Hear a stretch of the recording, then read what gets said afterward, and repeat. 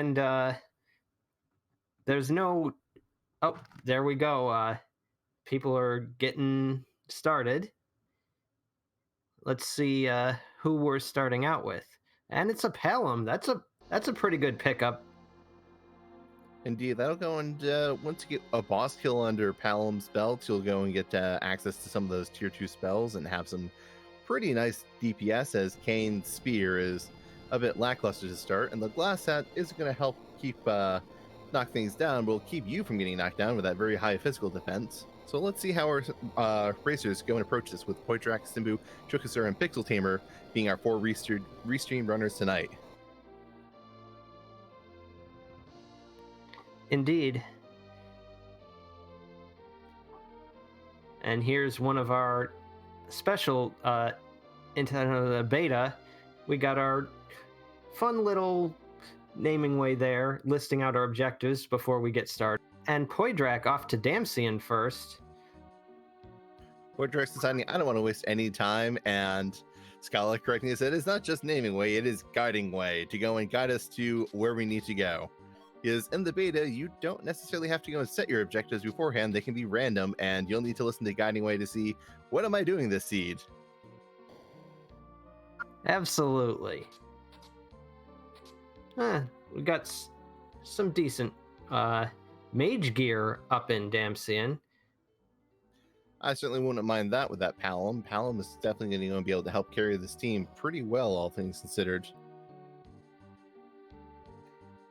Kain will need some decent weapons and some levels, honestly, in order to go and start doing much. So Palam's going to be a big part of this early plan, and Poidrak plans to start early, it seems, as he's unlocking the hovercraft, and I think he's going to be going straight into Antlion Cave after this.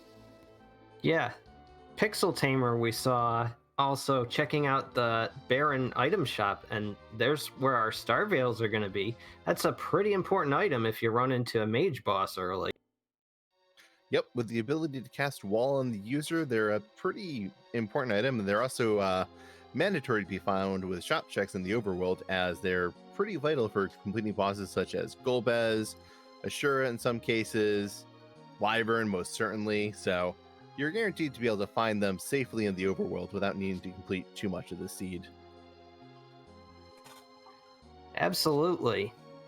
And we've got a couple people headed down to our first boss check at the Antlion Cave. Also some pretty good armor to be found as well. And with the hourglasses not being as available, that definitely helps more, because there are more situations where you're going to be taking a beating and needing to go and just survive those hits. So that'll probably be pretty helpful for this team. And the rune ring I saw in one of those chests is a very handy piece. Yes, indeed. Simbu taking a bit of a different tack. He's headed up Mount Hobbs to see if he can get himself another character. It's also a pretty good thing, because it'll get, if he wins this encounter, it'll get Pelham all his tier 2 spells. Yeah, and with a Mylan here, it could be pretty reasonable. Mylan and friends, so there are worse things, but he does have a Boreas. He has a Stardust. He can throw out some AoE damage, and don't know if he's going to go and try and... Okay, looks like he's going to try and conserve that Stardust, and we'll just see if he can get through this way. With that Lit 1 doing 40 damage to Kain, which is not an insignificant amount of damage at this point, but not the complete and murderous damage it could be. Yep, and Chokasur is the first one to reach the Antlion spot, and we're seeing Leviathan. That should be pretty nice, especially since we've seen a Lit Bolt in their inventory as well. Yep, and the tier 1 spells that Palam have will, at least that Lit 1 will do 4x damage, so might go and help him finish off this boss if he needs a little bit of help from the J-Items, and he's pretty close. Looks like he's only 100 damage away. There's that Lit 1 coming out. And Simbu through his fight as well. He's got himself a Rydia. That's another mage. That's another someone that needs a lot of levels. Yep, Palam is definitely going to be a solid addition with all of those tier 2 spells, and Rydia is going to kind of be in part of the party until we find a decent summon for her to use, and we do have a Sylph, so once Rydia has 25 MP, she can go and start casting that, and she'll be a contributing member of the team now. Indeed. And we've seen that from the Leviathan spot, we're getting the Twin Harp, a bit of music hype up in here. Though with this party, we're probably going to want to wait a bit since the spot over there resists magic. Yeah, that having magic resistance means that we're going to need to rely on Kain for the moment to do damage, unless we find a heroin robe and some nice equipment for Rydia to go Zerker with. But yeah, I don't think we're going to be hearing music right away, but we might hear it soon enough. Indeed. Choco now on his turn up Mount Hobbs, while Simbu, looks like we found a Sura here at Fabul. Well, this is... Simbu does not have that rune ring, which was an antlion cave, which, fun fact about the rune ring, it provides resistance to mages, which sure is. What that means is it doubles your defense and a bit more than halves the damage you take from mages. Yep, and we're seeing him using the Sylph Summon in order to do the main damage here, since he doesn't have any anti-mage weapons either. Yep, and he's using a strategy called life locking, where I mentioned earlier you might want to go and use Star Veils to reflect a wall off yourself to then go and reflect a wall onto Ashura.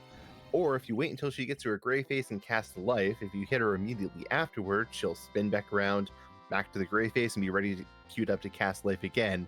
And if you just keep hitting her right after she casts life, she'll constantly do that. That's what we call life locking. Indeed. Not that it mattered much, because one big fire 2 was all it took to knock her down.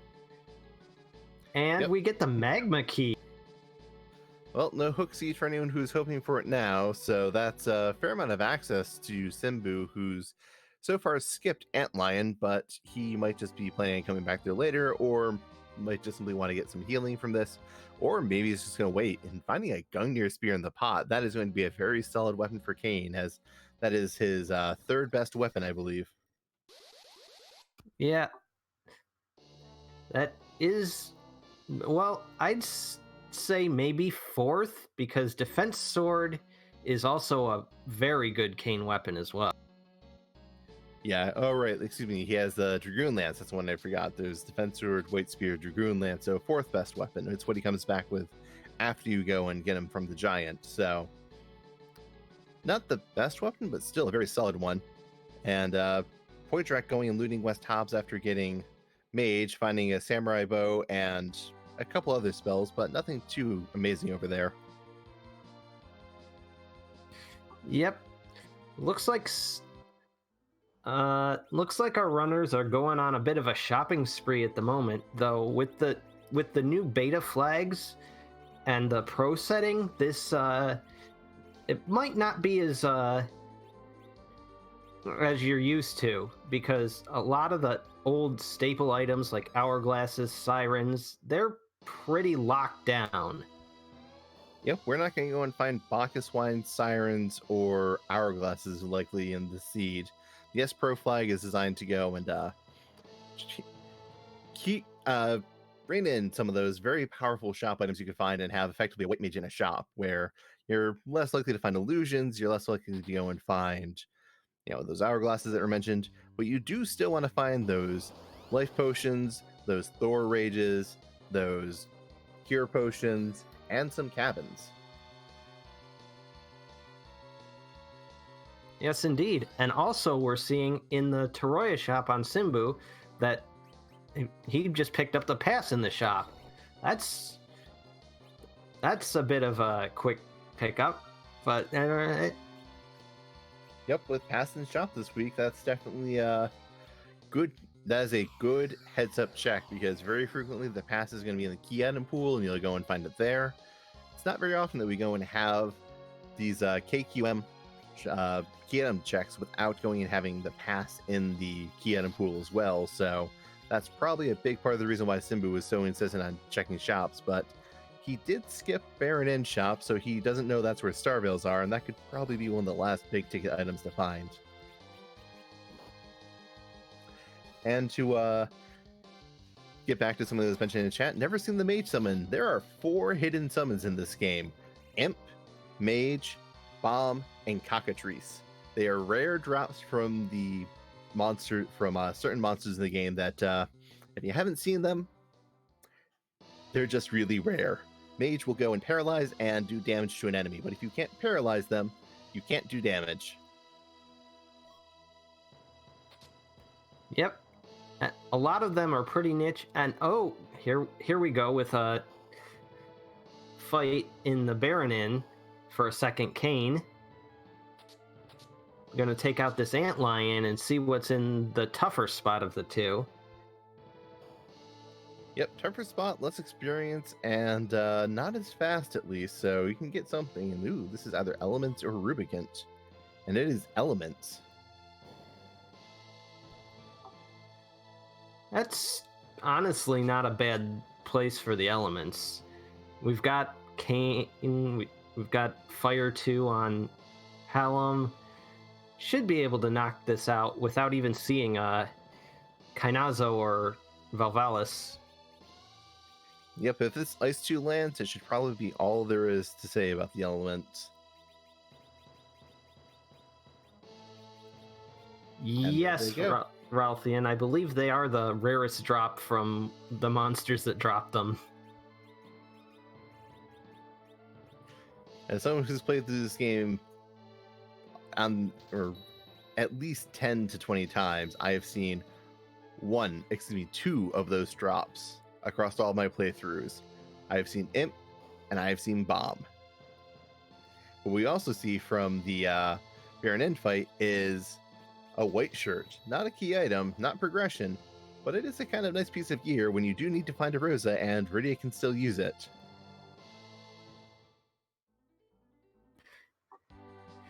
Yep. It's honestly one of the best pieces of armor in the game, especially when it comes to Zeromus time. Oh yeah, the good magic defense and the plus 15 to the white mage casting stat willpower is very welcome in that fight. And we see that Simbu is the first one to go and drop their magma key down and open up the underworld.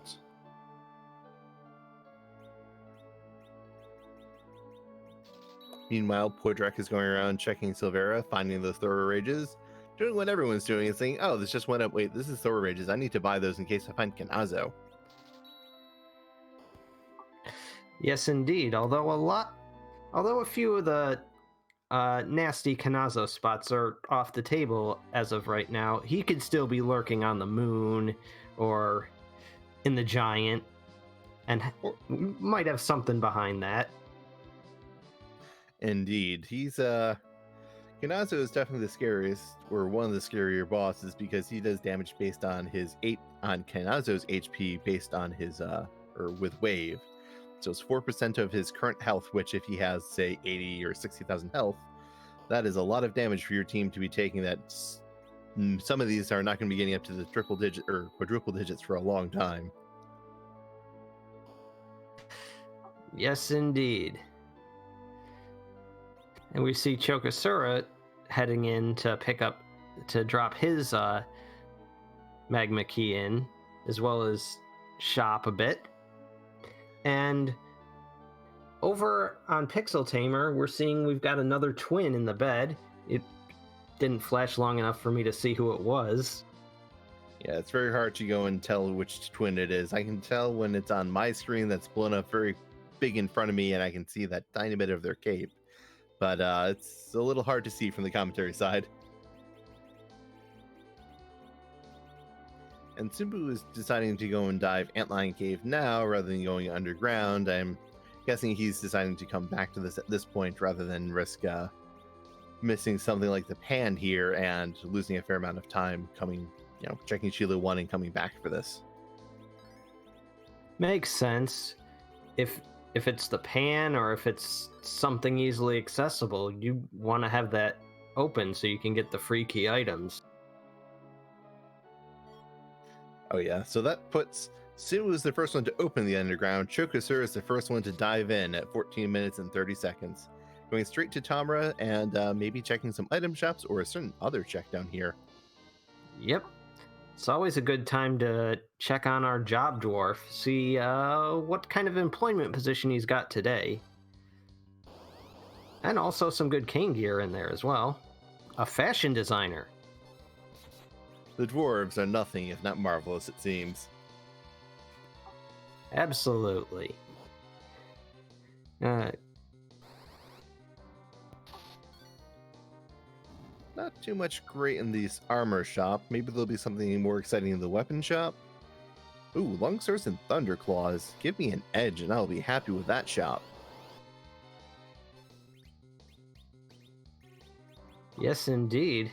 And this is where our Cure 3s are hiding as well.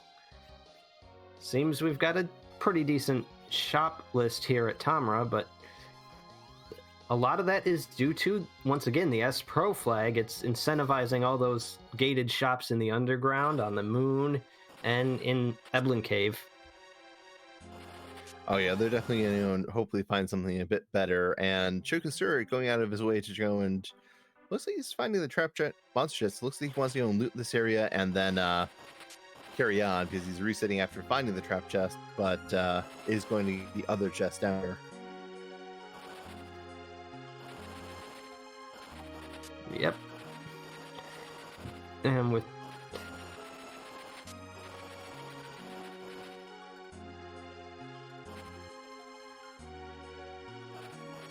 well, that poison axe for him will go and be a fair amount of money. Meanwhile, we do see Poydrak getting through that elements fight and is going to be getting his kain and white robe.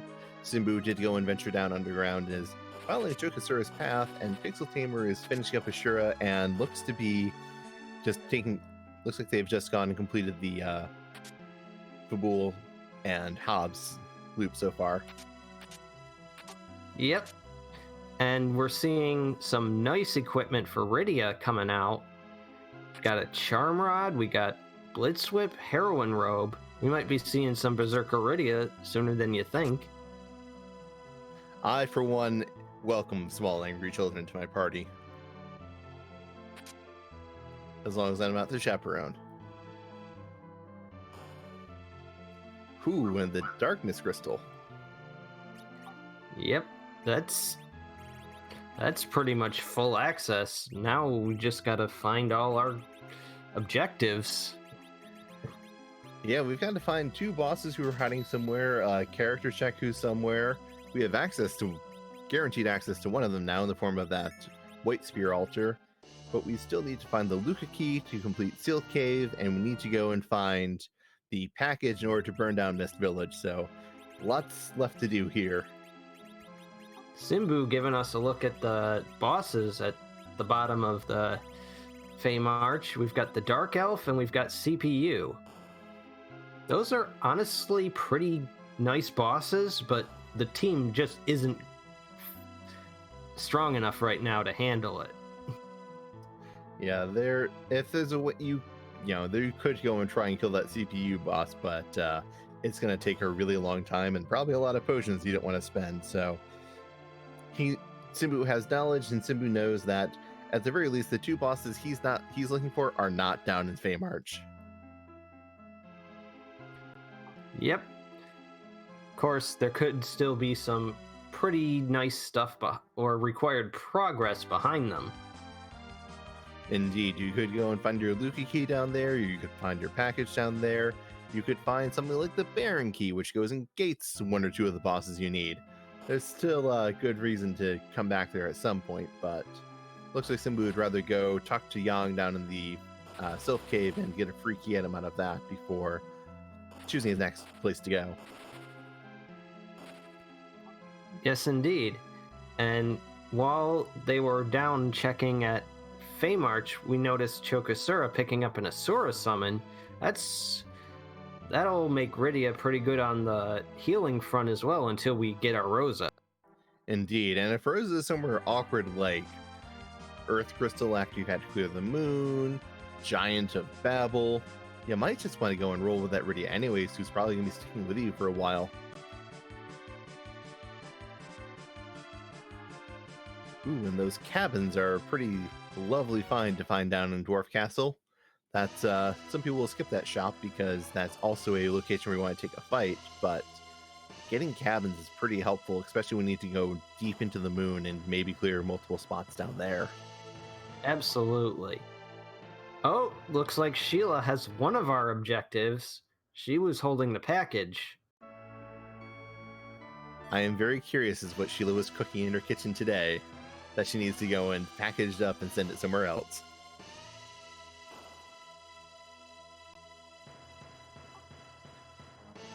Some spicy cooking here in Fabul today. And speaking of spicy, we have Pixel Tamer going into Cave Magnus.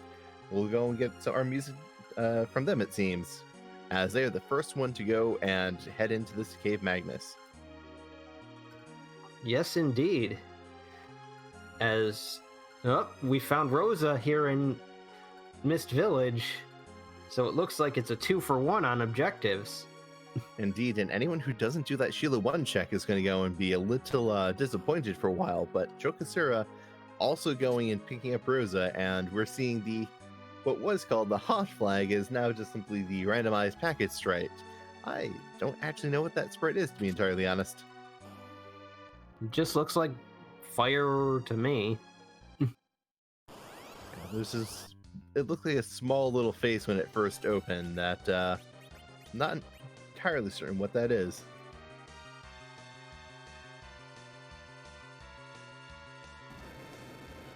And here we're seeing a little bit of manipulation over on Pixel Tamer. He's trying to destroy himself so he doesn't have to sit through this animation, but it looks like he was just a little too slow on the trigger. Indeed, but at least with Kmain paralyzed, he doesn't have to go through the weak and the we can't go and do this fight talk, so it saves him a little bit of time. Yes, indeed. And we're gonna be quiet for a second so we can hear this awesome music that our friend Edward's gonna be providing for us.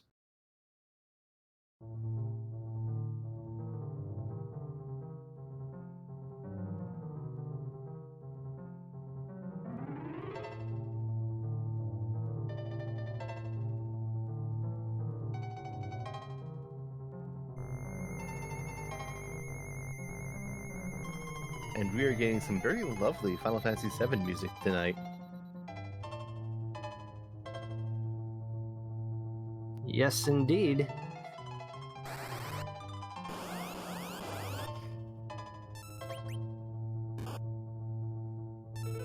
And it's showing a mom bomb.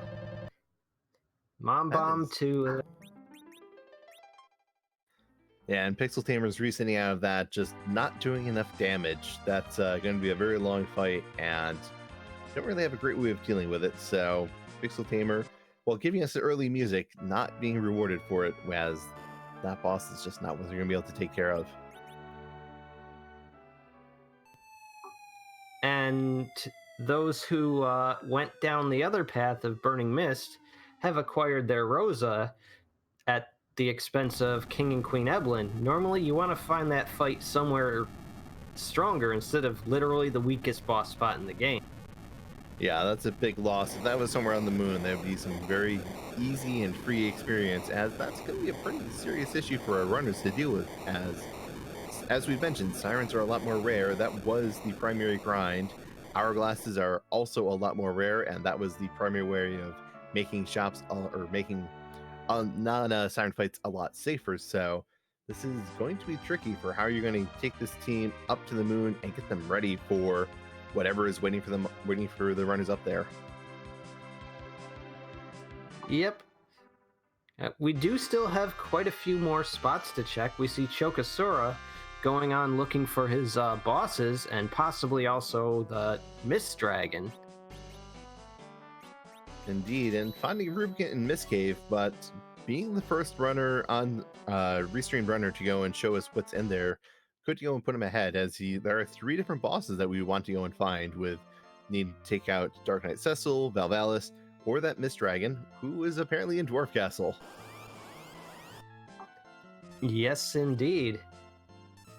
And I just think it's a shame he wasn't in the second position, because that way we get the spooky hand. Yeah, and this position is actually pretty nasty. This is about 8,000 HP and hits reasonably hard, so this could be a pretty mean fight for Simbu. Yes, indeed. Especially since he's still at about level 15 or so. But if he gets through, that's going to be a huge chunk of experience. I think it's like 25,000. That sounds about right to me. They'll get Palom pretty close to Quake, and Riddy will at least learn her Tier 2 spells, but I think Sylph is going to go and still remain the main damage spell for Riddia for a while. Yes, indeed. We now see Chokasura teaching that as well. And it looks like he's going to go for a physical Rosa for the time being. I certainly can't blame him on that. That heroin robe did come from the Path to Feymarch, which not many runners are going to opt to check, as there's that trap chest somewhere in there, and you have to spend some time finding it. But when you can find that trap chest very quickly, it's not too hard to go and loot the rest of this place and find something tasty like that heroin robe.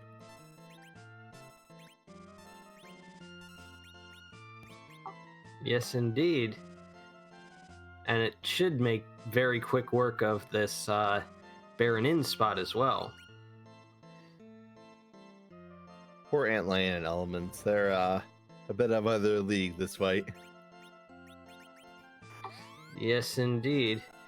We also see Poidrak heading up Fagul. He's going to get his package. Pixel Tamer now down to the underground. We'll see if he... Nope, he just noped right. Not now. Not going to do that. Don't feel like dealing with you guys. See you later. Simbu's still going and taking care of Mist Dragon. Again. Ooh, Riddia just got knocked down in one punch, and that is his main DPS for the moment. So this is not a terribly fast fight for Simbu. Yeah, not too fast, but it looks like he's got things well in hand. He's got Pelham chucking in nice amounts of damage. He just needs to resurrect everyone every time it goes. Yeah, if there's one merciful thing about Mist Dragon, is that they can only kill one party member at a time, as Mist Dragon just punches 3 times, turns into mist, waits 3 turns, turns back into a dragon, and starts the whole cycle over again. But there's Simbu through. Let's see who the next boss is. He's a bit more prepared with another 5 levels on all of his characters. Yes, indeed. And 13 on Rosa. It's our nice catch-up flag coming into play there. Yes, double experience for any character who is 5 levels behind the median level. And here is Kanaizo. This spot only has 3,000 HP, so that big scary wave attack I was mentioning, not so scary now. And we're getting Edward, who is immediately gone and knocked out of the party, as he just doesn't have room for him. I'd probably do the same, although if we get the spoon here, that might not have been such a great idea. Indeed, because we can give, as part of one of our more generous flags, we allow Edward, the weakest character in the game, to equip the spoon, the strongest weapon in the game. Discounting the fact that it doesn't give the 15 strength that Crystal Sword does. Ooh, and Pixel Tamer encountering Ogo Pogo on Mount Ordeals. Yes, I believe this is our first look at Ordeals as well. Yeah, with no tellah, Fu, or Cecil, Ordeals is just a one-spot key item check that has 3 bosses you need to chew through. It's understandable as to why people wouldn't want to go and check it, but Pixel Tamer has been a little bit behind and maybe thinking, I want to try and catch up and do a check that no one else is doing. If I find a Luca key here or the package, I'm going to be good. Yes, indeed. Though with the low amounts of power he's putting out, it might be a bit of time before we get through all 3 of these boss spots. Yeah, and Ogopogo is a very rude boss who counters any and all magic with Blaze, but can't kill him counter if he's dead, and Palom just popped him with a 1200 ice too. Yep. That's one good thing about the Dwarf and Ordeals spots. They're not exactly fast, so you can you can put up a good fight even at low levels. But the back attack spot does get its licks in first, so we'll see what goes on here. And it's Baigen. This might hurt a bit.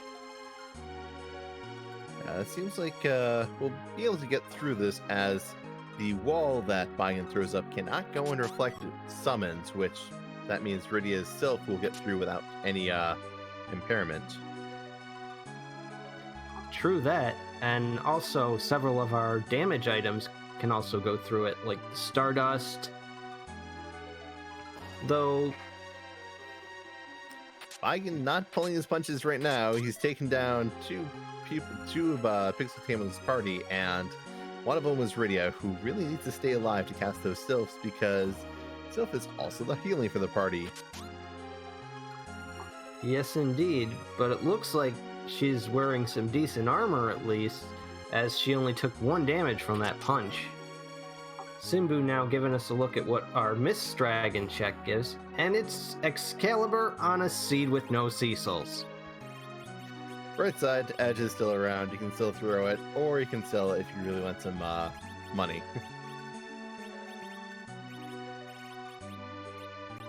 And Pixel Tamer is not having a good time with this Baigen fight. Baigen is just knocking down members left and right, and this is a little ugly for him. True. And that Sylph being only a single target summon, whereas most of them are multi-target, means we're not going to get Baigen stuck in a loop of reviving his arms. Yeah, and that arm is going to go back and forth between hitting and vampiring, but takes down the main body, gets the Sylph off, and is probably going to take down the arm and be through and show us what item is on Ordeals today. Yes, and it looks like Poidrak and Simbu are now following up the mountain.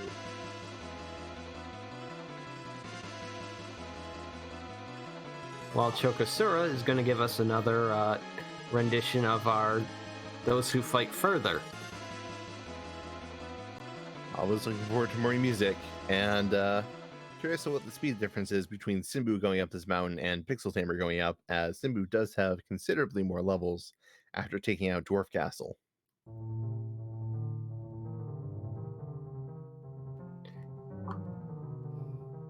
Yes, indeed. And for our reward, we get the Tower Key. That's also a pretty good place to go on a low-leveled party. It's a couple of pretty nice boss spots. The top of tower is, well, it's got a lot of HP, but not a lot of power. Yeah, and with Kanaizo and Ogopogo out, those are 2 bosses who, they're pretty nasty in high HP spots, but you can get someone pretty tame up there at this point. And we see Dr. Luige is going and defending his tower key, and somewhere else looks like he was decided that he wanted to get a bit more fresh mountain air, but not too fresh for his taste.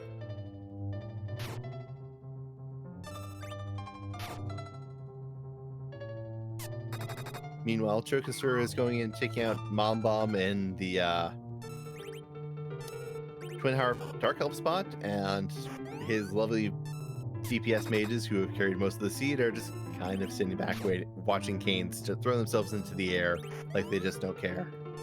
Well, he's got that heroin robe Artemis Rosa Berserk, so that's doing a nice amount of damage, but a few hundred a chop shouldn't be too long before it goes down.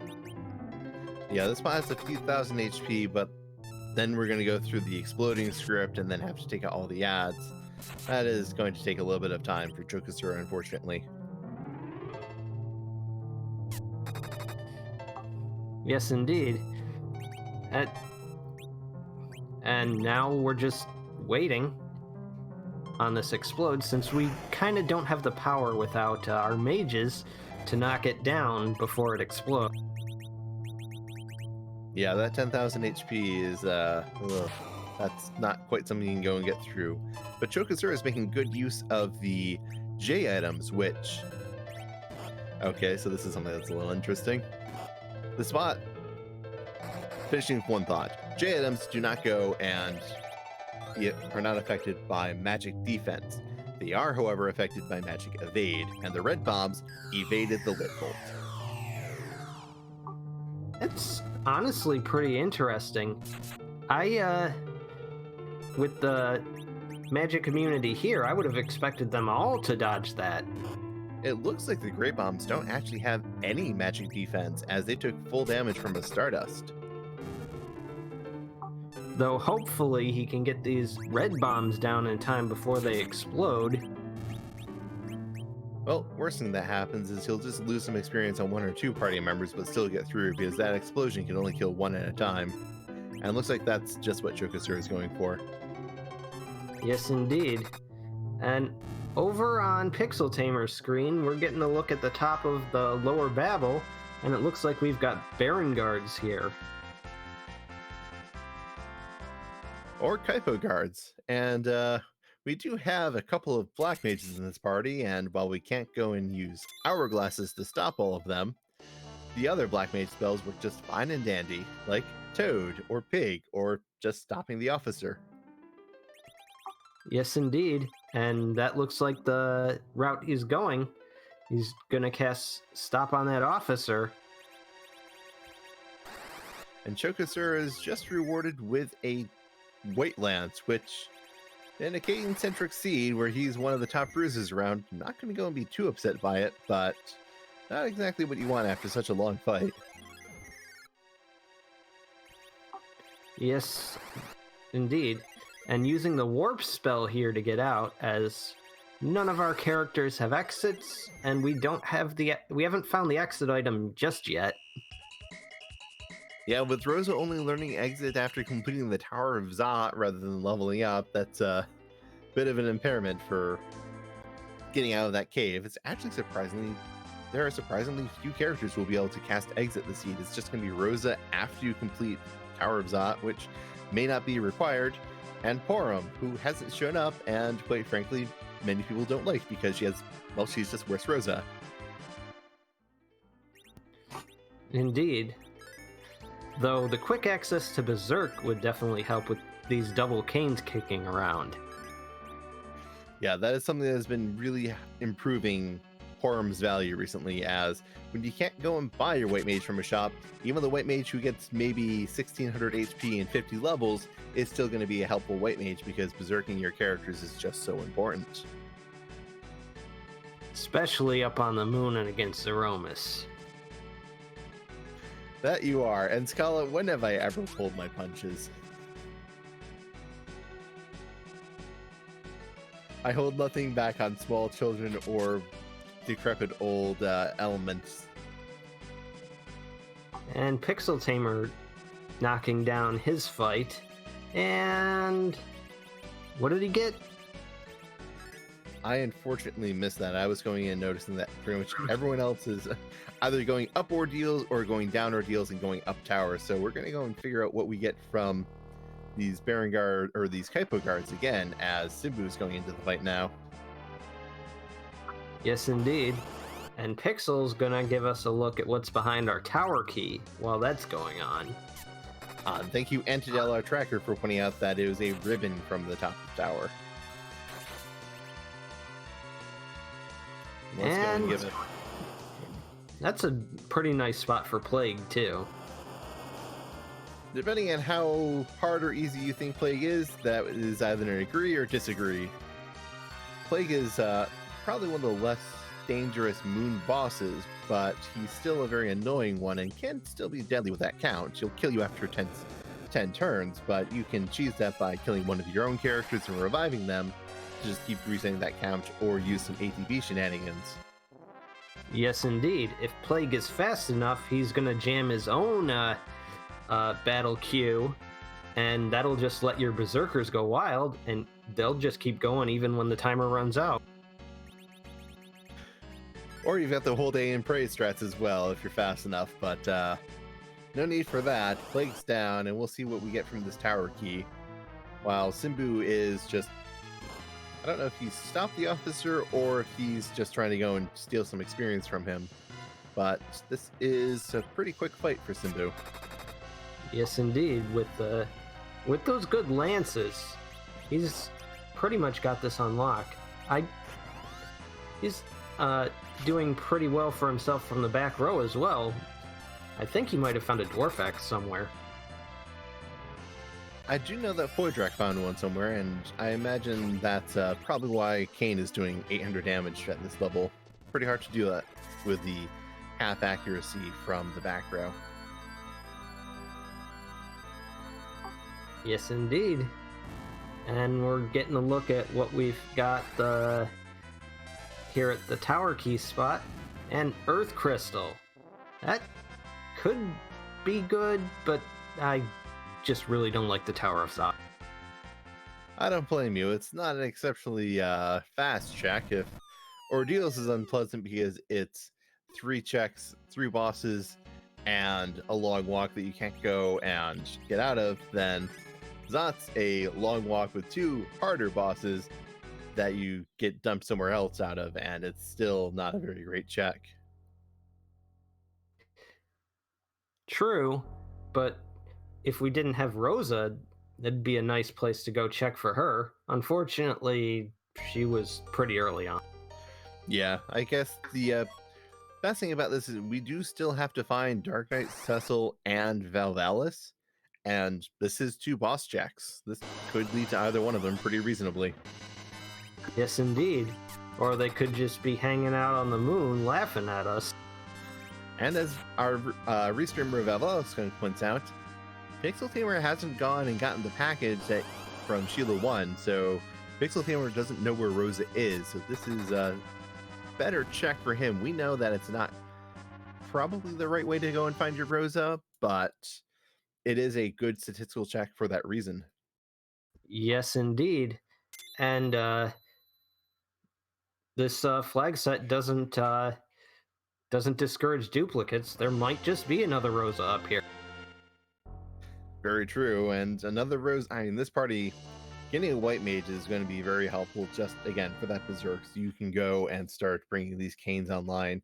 He does have Quake. That's not going to go and get blocked by the Twin Harp. This is probably one of Pixel Tamer's better checks at the moment. Yes, indeed. And we've got Odin. That's a pretty fun spot for him. It's about 9,000 HP, so he's gonna want to throw out those lit 2s. Or go for Quake to see if he can just...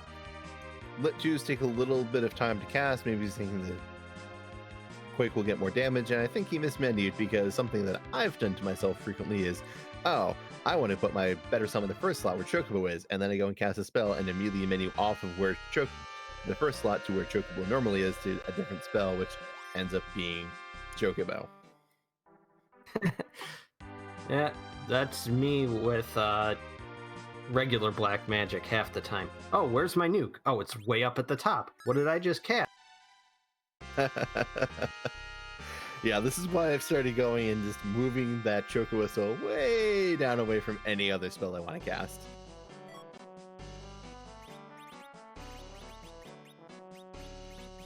To answer your question for Malkian, I'm not 100% sure, but I think it's pretty tepid, definitely tepid magic, because the Magus Sisters would absolutely destroy it if it had any real magic stat.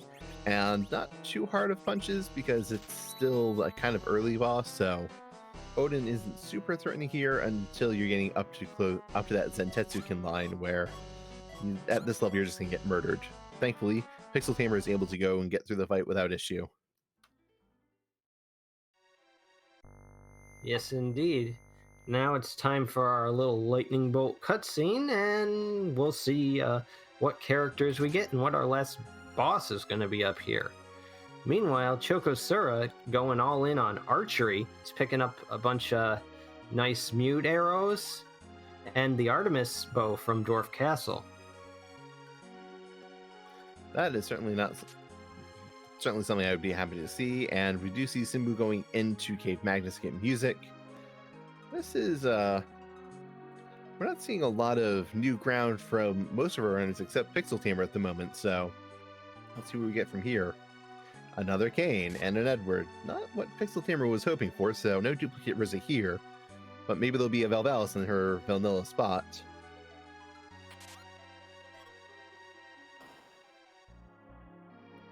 and goodbye, Edward. We need higher morale, but you're not going to go and bring the morale that way by being in the party, Edward. Sorry.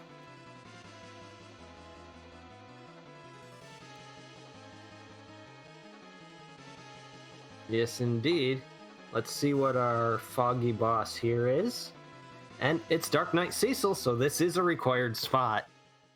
This is definitely good for Pixel Tamer because when everyone else has Rosa and they're not looking for it, Earth Crystal is a pretty unpleasant spot to go to for two bosses. We get a speech about justice, and Pixel Tamer is going to go and have one of their main objectives complete. Yes, indeed. I know this would definitely hold me up. Though with the new randomization on the beta, that Toroya Treasury also looks pretty good.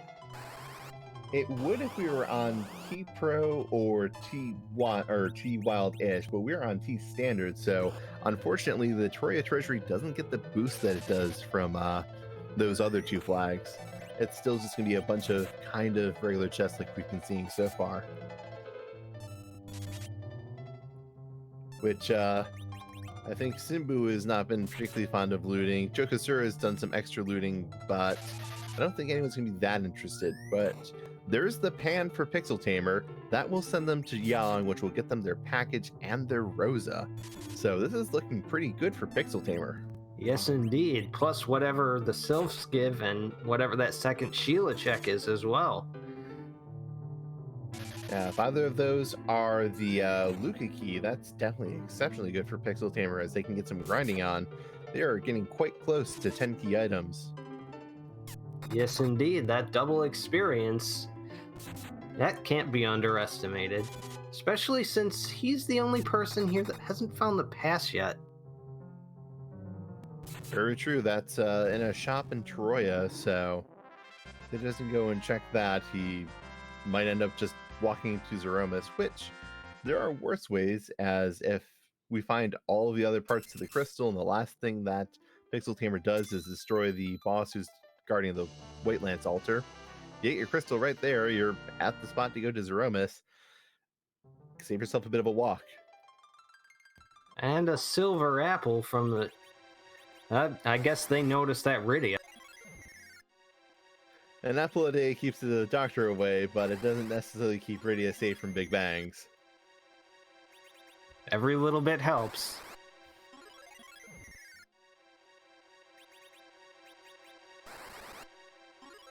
Meanwhile, we see Poidrak is completing the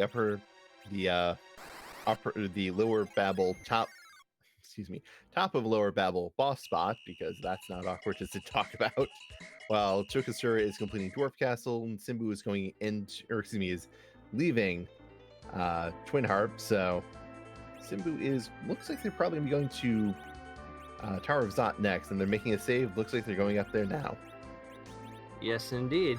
And instead of heading straight to Sheila, Pixel Tamer's headed to Dwarf Castle.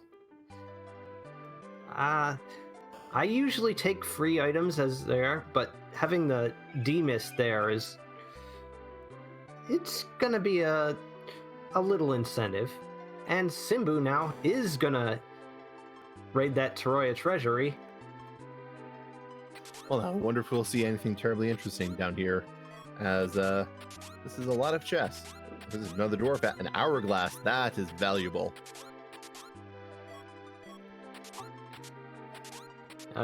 There's a couple dwarf axes. In fact, this whole place is full of axes. It's just asking to be looted. But that ogre axe got Simbu's attention as well, with it doing quadruple damage to giant type enemies. That can be a pretty solid thing if you're one of the alternate grinds that I like is the Mac Giant grind in the Giant of Babel, where you find a solo siren in one of the early floors and just punch it and tap it to go and summon a Mac Giant, who gives not quite as much damage as a D Machine, but with something like an Ogre Axe, much easier to go and kill without weak. Yes, indeed. As well, Sid's hammers and will do quadruple damage on it as well if we find him, since it's also a machine. Yes, the hammer exploiting the machine weakness is very helpful, along with a Thunderclaw exploiting the machine weakness, where it's not a thunder weakness, it's actually that the Thunderclaw has a machine racial bonus to it. Because, well, Final Fantasy IV is nothing if not inconsistent. Yep. And we see Chokosura taking on these alerts in the treasure chests. Is he looking for some decent gear? Oh, a moon veil. That's a top tier item. Yeah, that is not something I'm going to be upset about. That barrier status can go and get you through a lot of nasty fights. Anything that just throws punches is going to whiff when you throw up that moon veil, as barrier makes you immune to physical punches. Yes, indeed. That can be very important on the moon, especially if we're looking at places like the Bahamut spot, which is the strongest physical attack in the game. Oh yeah, there's a lot of bosses up there who, because they're never intended to punch, have really good punching power and will just completely and utterly wreck your face.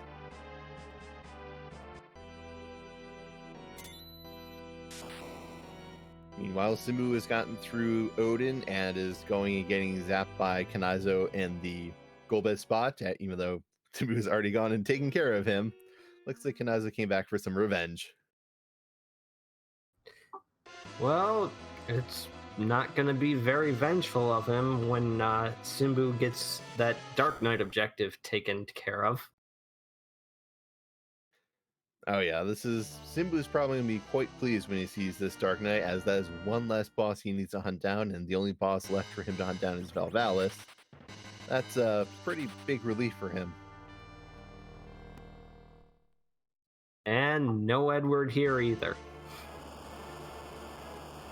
Simbu knows the value of Edward's strats, and he knows that he's still got a long ways to go to get his crystal, and he'll probably have a leveled party by that point.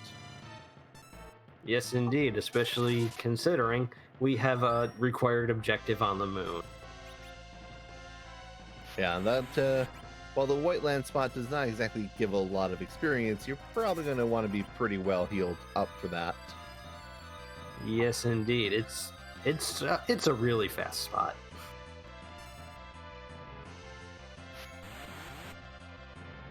Simbu showing off that the only thing that extends the Dark Knight fight is attacking it, not, using sylphs to absorb HP from it.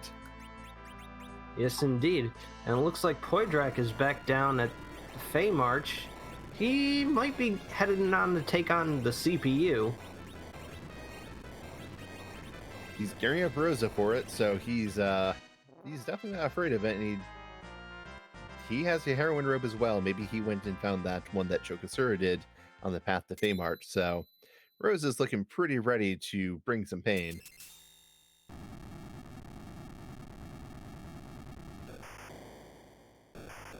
Yes, indeed.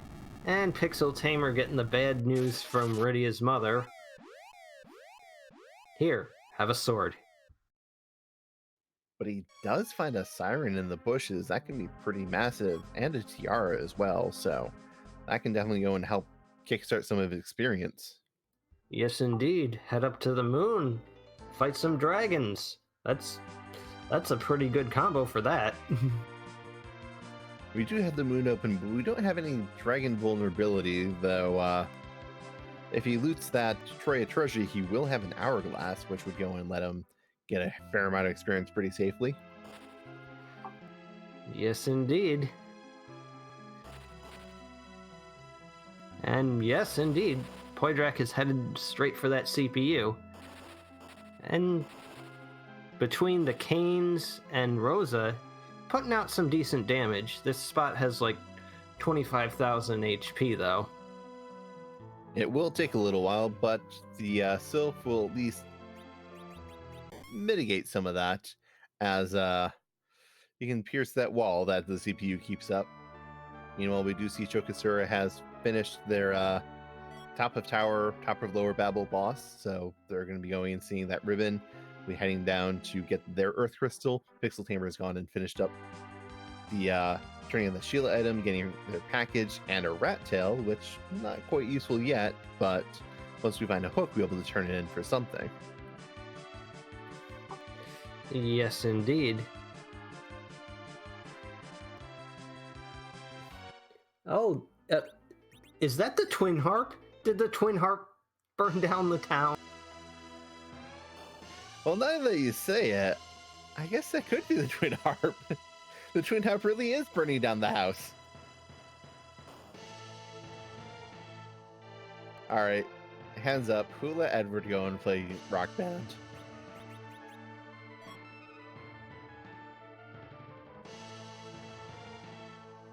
Simbu now getting his rat tail as well.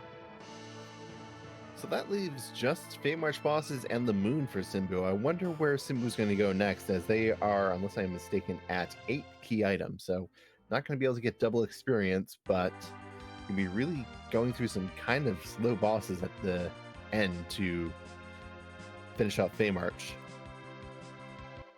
Well, I think he's also picked up that siren. Oh, he's checking the bosses he didn't look at before. Which makes sense. You've gone and cleared a lot of bosses, and you still haven't found Babel. He might be gearing up to just leave the Earth, as he's seen all the bosses on the Earth. He knows he doesn't need to go and... Well, he knows he has to kill at least one more boss if Valvalis is sitting at the Plague spot and gives the Luca key. Then he just needs to go and do that, but pretty sure he's also aware that's a rather low chance scenario, so he's checking all these Earth bosses quickly, and I'm guessing he's going to be going to the moon soon. That makes sense to me. We also need that Luca key, and there's 6 spots on the moon it could be compared to the 2 spots in Fate March.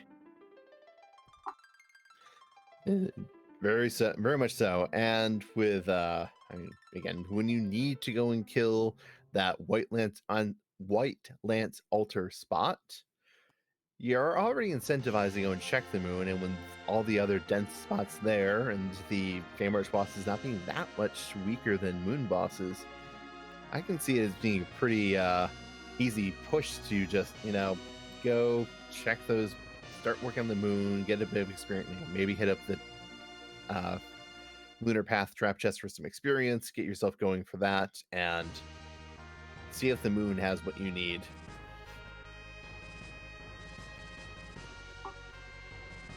Absolutely. And since he also picked up that thing, the giant might also be a probable destination for grinding. Very true. That Ogreax could go and help with some grinding. Though, did anyone remember who the boss was in teleported up from Lower Babel to Upper Babel? I want to say it was a Mylon, but I am not 100% certain.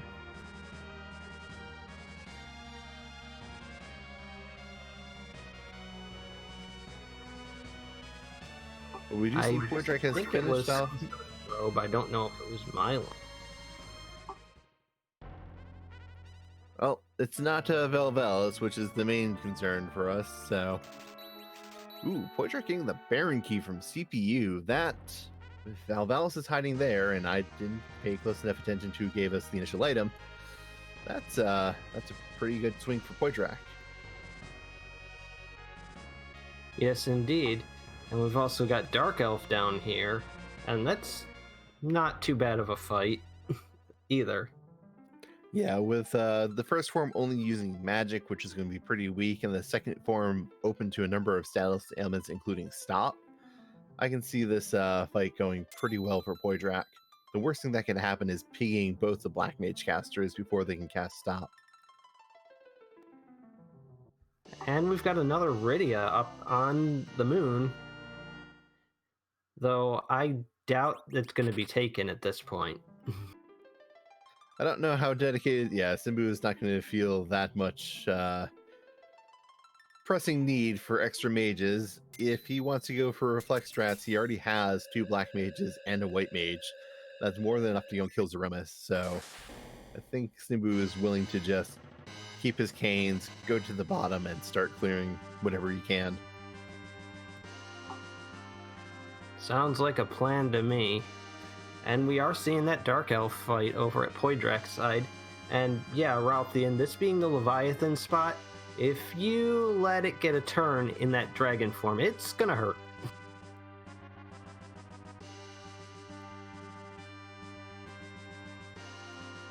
Dark Elf also not pulling any punches, just like me, making me proud.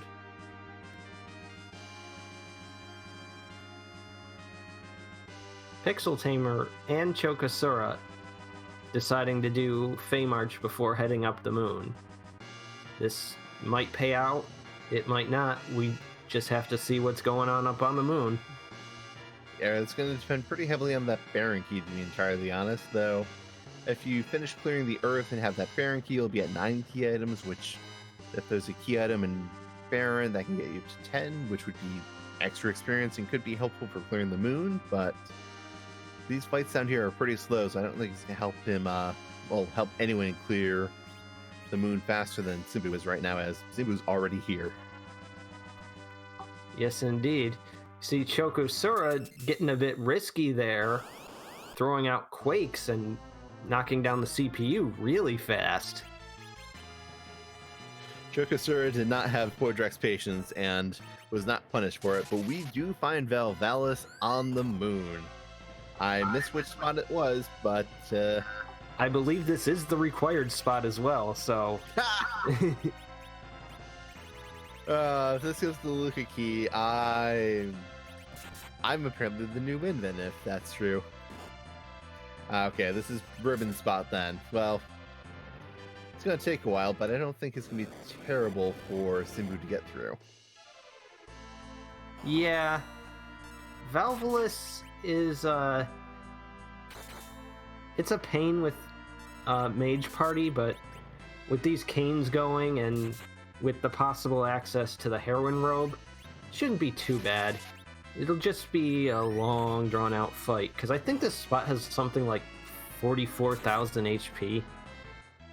It's certainly not light on its HP, that's for certain. I think we're going to see Rosa quickly switch over to casting Blinks for a while as the Zerked Up Canes chip away at that health 5 to 700 HP at a time.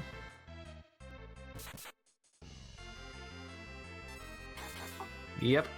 And we're not seeing any jumping here either, because that will just lead Valvalis to punch more often. And you kind of don't want that on the moon. Yeah, that's Val punching more. You're usually just going to be mitigating that with Blinks, and with only one Weight Mage found this entire seed, you really don't want to go and have that coming out, because Rose is going to be spending all of their time casting Blink after zerking up these two canes. Meanwhile, we do see that Poydrak is in the dragon form of Dark Elf and has gotten a stop off, while Chokosura is also in the dragon form, but I don't know if he's stopped the Dark Elf. It doesn't seem like it. We just saw a Dragon Breath come out, though he is throwing down some pretty decent damage. He might have dragon weapons somewhere.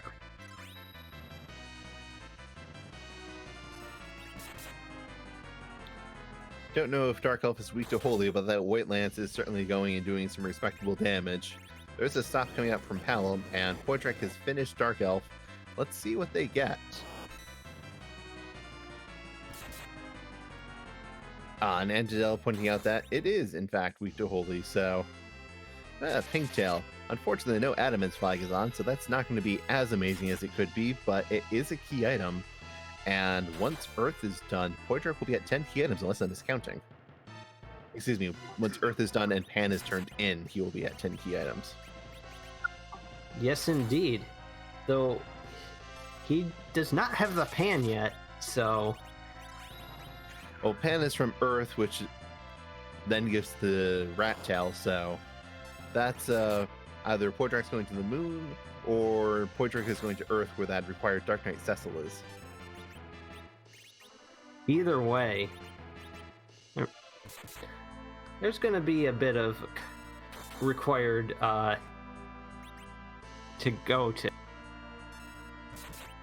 Very true, as we have not found the Luca key. That is the main piece of the puzzle we actually need to find, I believe.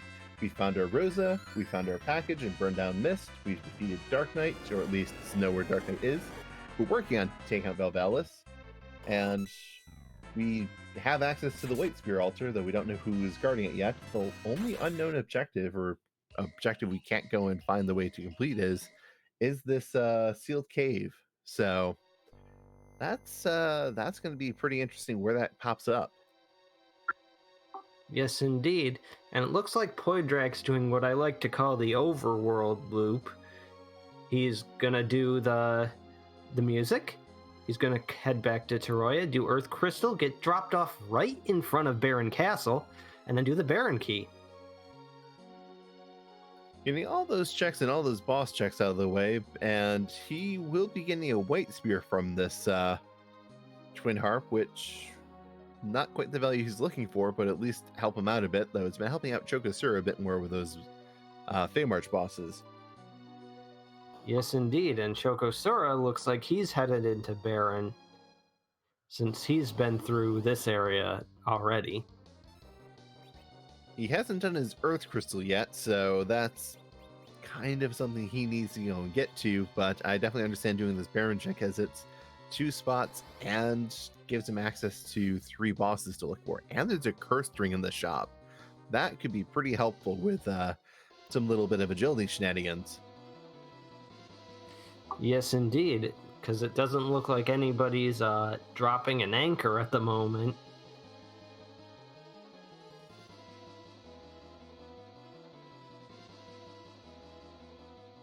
And just to check quickly, we do not have the C buy flag on, which means that discarded characters are irretrievable, so there's always the option of going back to Mysidia and picking up a fresh Edward or other character to use as an anchor if you so desire.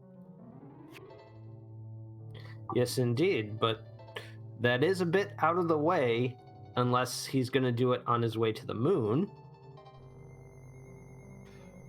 Or any of our races choose to do it when they go to Zeromus. They just decide to, all right, I've gotten my grinding done, and I don't want all of these characters. I don't really think they're going to go and be contributing, so we'll kick one of them out, pick up a new character, and have a fresh anchor.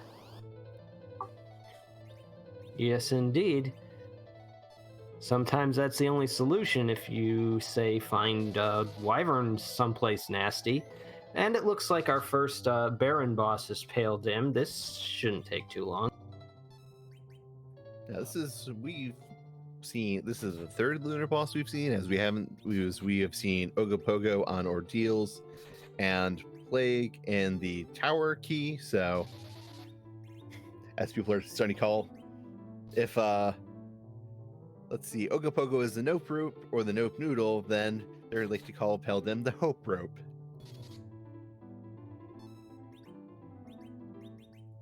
Either way, Peldim is down, and, well, Chokosura is just going to be moving swiftly on. Looks like they're going either to loot the Baron Treasure, or the Baron Treasury, or going to go to the Odin spot. That could be pretty risky, although he does have a nice stack of levels from doing that Feymarch. We just don't know what's down there right now. And it looks like he is going for it. He's at least going for the gold, or the loot in this case, and finding some nice stuff. He found a ninja shirt, which kind of okay. The 2 kamikazes are probably the biggest prize, to be entirely honest. Meanwhile, we do see Poitrak collecting his White Lance and is now moving out. Walking out of Sealed Cave, the Cave Magnus, because no one has exit in this party. That's not the best feeling. Nope. It's just one of the things you have to get used to when you got no Cecil flag on. Well, we do see that Simbu has finally gotten through Valvalis. That was not a very fast fight for Simbu, but it is required, and he gets a spoon from that. If he wants Edward, he can go and certainly pick one up and try and level him, but I don't think Simbu is going to be that inclined. and Magus Sisters here at Odin. This is a pretty fast spot, so You know what luckily else is pretty Rosa. fast? Oh, sorry. Oh, I'm guessing you were going to say mute arrows, and that was exactly what I was going to say too. I was gonna say heroine Rosa with mute arrows is also pretty fast. Ooh, that magic was looks like they're both flexing the damage they can pull out there as Rosa goes down to a stray fire too. Yeah, but since Mindy's down, that damage isn't going to be too problematic, and Pelham's Quake can just knock her back down again once she gets up. Now we're seeing Bahamut here at on the moon as well. Bahamut being in the plague spot is not going to be too much of an issue, as Starvels will go and take care of most of this, or at least just putting one on Rydia and then reviving people. High magic in that spot, so getting good solid damage on Bahamut with a reflected Mega Nuke and losing the rest of the team to the non-reflected Mega Nukes. Well, we're getting some more walls back up now. Speaking of Bahamut, Shokasura's found it in the Odin spot. Not what you want, but I don't think he's going to be too upset finding it. Yes, indeed. It might be another, might actually be a good idea to take that second Rydia as well, so we can just Bahamut down the moon. Until you get to Valvelis, and then you need to start using jumps with Kain to go and open up that vulnerability to Bahamut. It might be worth it because it will really go and chunk Valvelis, but you're going to be taking a lot of punches.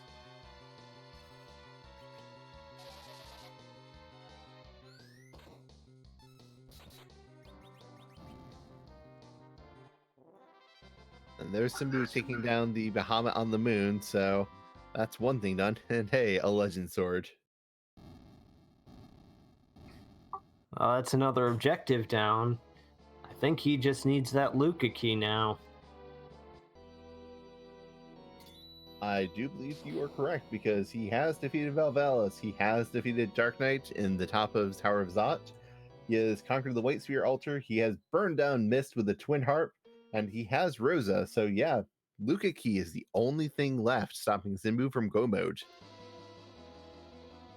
And with no finishers, he could still be in first place, as that Valvelis was not in a kind spot.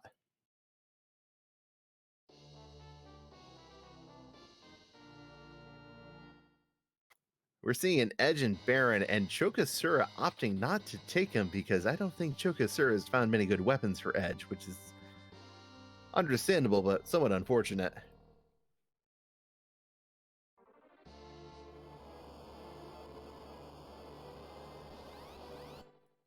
Max, in order for Simbu to get go mode, he needs to find the Luca key and complete Sealed Cave.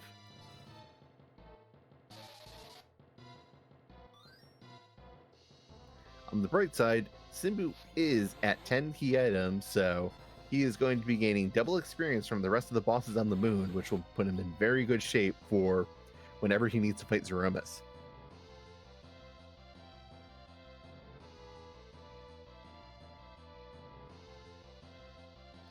And we see the hook from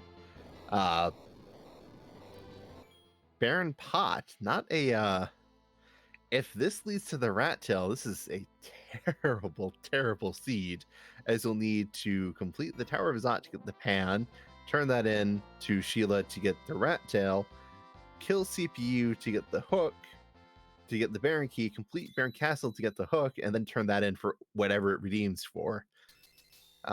This could be ugly, or it could be funny. Well, I guess that depends on what else is up the moon as well. Very true, and Mylon Z is not going back into the grave very quickly today. He's decided that he really wants to go and tell us all some funny stories.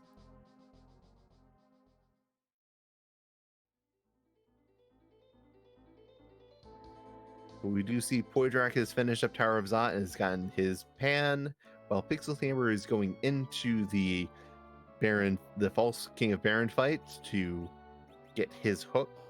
And Pixel Tamer will probably be in the best position to show us what is behind that rat tail. Yeah, yes, indeed. And we have Mylon Z knocked down as well. And there is our Luca key. So that is go mode.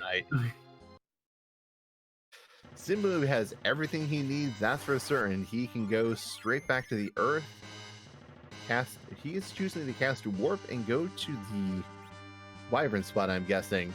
Because maybe he just wants some more experience before going back to the... he has that Siren he wants to use. Yes, indeed. And I believe that's exactly 10 key items as well, so that's going to be our double experience. Simbu is definitely going to go and be well prepared for whatever nonsense he's going to be doing to these poor dragons.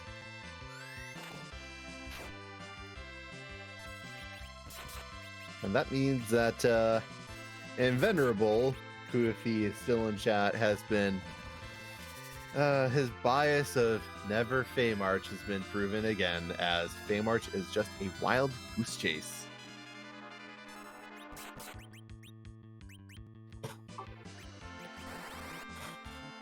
Well, better that than me just constantly avoiding Zot. I think in these flags you get forced to Zot eventually, as Moon is going to be slow, as Simbu showed that Val was still pretty slow when you went there. I can expect a lot of people went to Zot pretty soon, but if anyone and everyone who went to Feymarch and followed that has unfortunately taken a very long detour. Yes, indeed. And speaking of, we got Pixel Tamer about to drop in on the Odin spot. There's another link in that chain.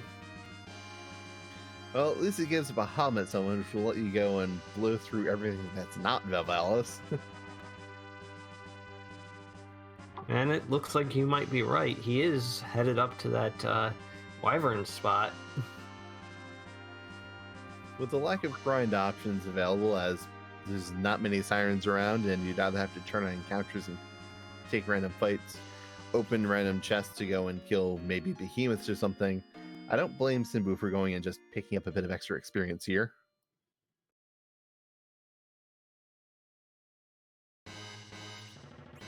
Poidrak deciding whether or not he wants this edge. Looking really hard at how many canes he wants to have, and is he's deciding to go and drop one of them. Well, we did see some pretty good swords in the underground shops. Yeah, so there are long swords and thunder claws for sale in the Tamra shop, which is pretty helpful.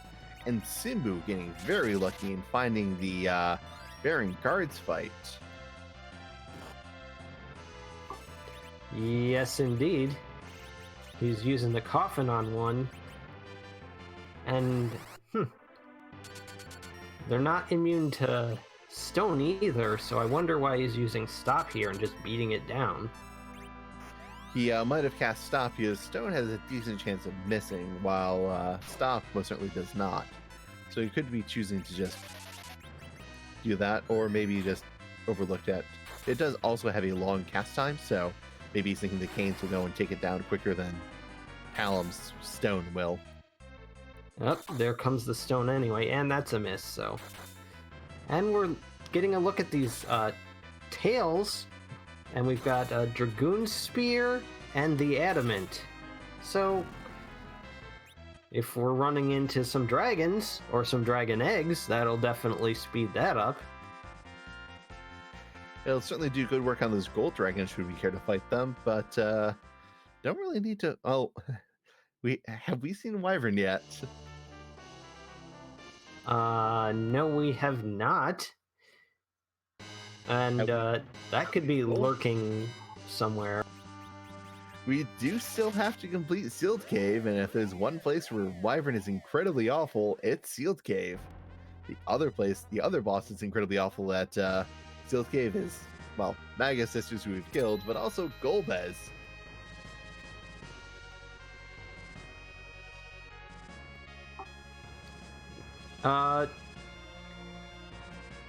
Not Wyvern, but Whichburn. And it's not as scary, but for all we know, he could be stocking a Meteo in there.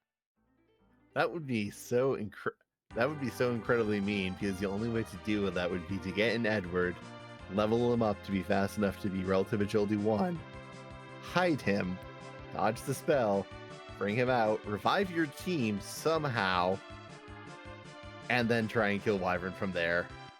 That is deliciously evil. I love it.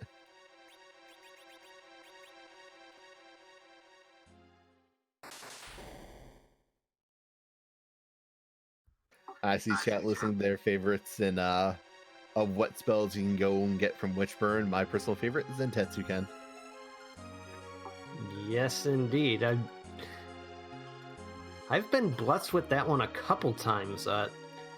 Once even on Restream. So that's always a funny one, especially when it's up on Ordeals. Whichburn, it's such a great flag for inflicting suffering on you poor runners.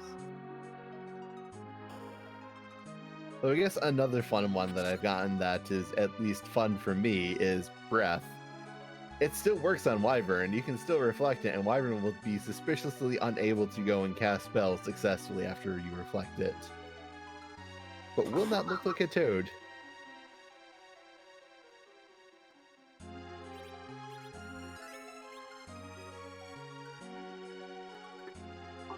And we've got a couple people finally heading up the moon in Chokosur and Pixel Tamer.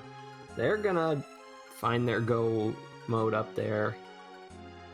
Yeah, all 3 parts of Go mode are down at the very bottom of the lunar core. The White Lance altar, Valvalis right next door, and the Luca Key and the Ogopogo altar.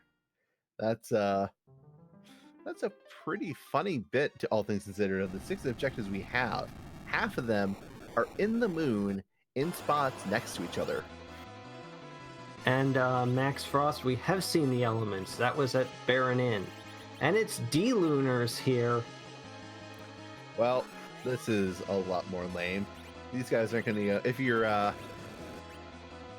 you use the strats that were discovered in the Zema Zone and choose not to actually punch them, they don't start spamming virus and are thus not as mean as they are in their vanilla playthroughs, where everyone uses that lovely Crystal Sword or Excalibur Cecil to start punching these guys about, and they start slinging viruses. You don't punch them, they don't sling viruses. Yes, indeed. And since there are multiple casters of Fire 3 in this party, along with a White Lance Kain, this should go down very fast. I almost feel bad for these dragons, and then I remember every time I fought them, and I'm just thinking, yes, please hurt them hard. Please hurt them harder. And at least they're not being humiliated by turning into toads. Very true, but I wouldn't mind seeing that. But there's Simbu getting the crystal, which you couldn't get on the first trip up to the moon because you have to get the Luca Key from there in the first place. At least he has a pass, but he's going to be heading in pretty quickly, heading into the Zeromus fight, I'm expecting pretty soon. Yes, indeed. Think he might be taking some time to sort out his agility for a bit, and then he's got the levels. He can probably do this. Oh yeah, Simbu does not like going and taking any more experience than he needs to, and he's probably insulted at how much experience he has at this point. But he still doesn't have Nuke on his Black Mage, either of his Black Mages, so I think he's going to be going with just that Rosa and Kain combo to take out Zeromus. Makes plenty of sense to me. When you're in Go, you're going, for the most part. We see Poydrak, on the other hand, getting the item from Meridia's mom, but not having enough space, having to deal with one of the most dreaded things in the game, that inventory menu. The true boss is the inventory boss. And here is Simbu coming back in to pick up an Edward to take to Zeromus.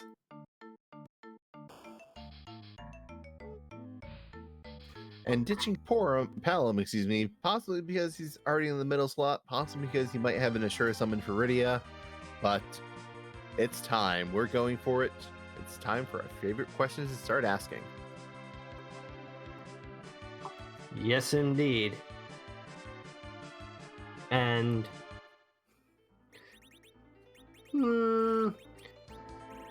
I'll hold a little bit since he's doing some inventory management as well. Looks like he's organizing his team as he does want to have his. Looks like he wants his Kains in the front row and wants to have other characters in position. But definitely looks like we're at that time. Oh, doesn't want to keep that Artemis probably on Rosa as well, it seems. Would rather go and have something that doesn't reduce her casting stats. Yep, that's bit me a couple times as well. Go into the fight. Hey, why is my Cure 4 only doing 700 damage? But yes, it is that time. We have to wonder, whose butt are we kicking tonight? Indeed, because we do not bring Zeromus into the normal boss pool. He is just a bit too much of, well, everything. A bit too big, a bit too weird, and a bit too beyond everything else. But we don't want to go and leave him vanilla, so we give him a little bit of a makeover. So get your Z flags out in chat as we find out whose butt we're kicking tonight.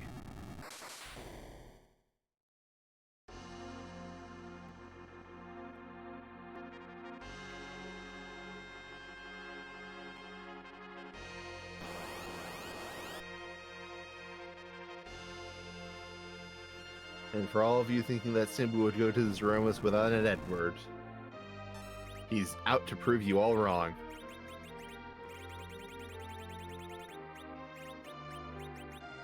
And Pixel Tamer is taking a rather dicey approach to Bahamut with just jumping to dodge it rather than going and using a Star Bell. That's Oh, look at that damage. That might be why. He doesn't have nearly as much as Simbu had at that point. And now we are seeing that Zeromus.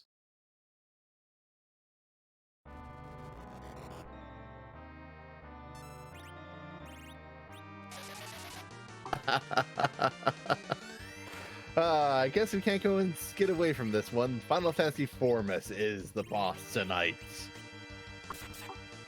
Yes, indeed. A rather fitting final boss for Kain.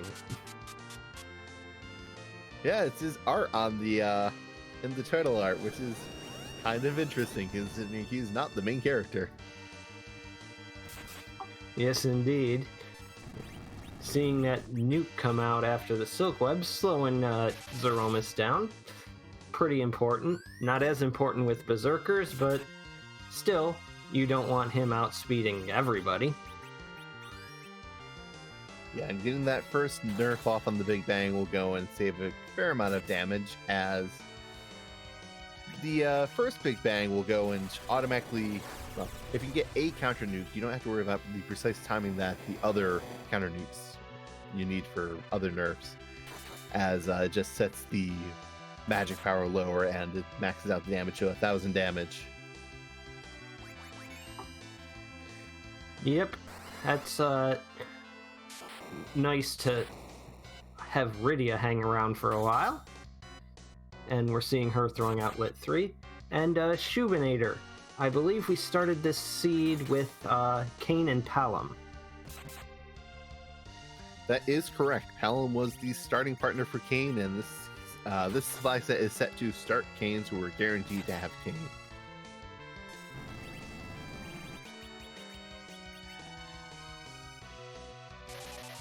There's Simbu just going and jerking up. He revived Edward and is hidden Edward, so that's an interesting choice.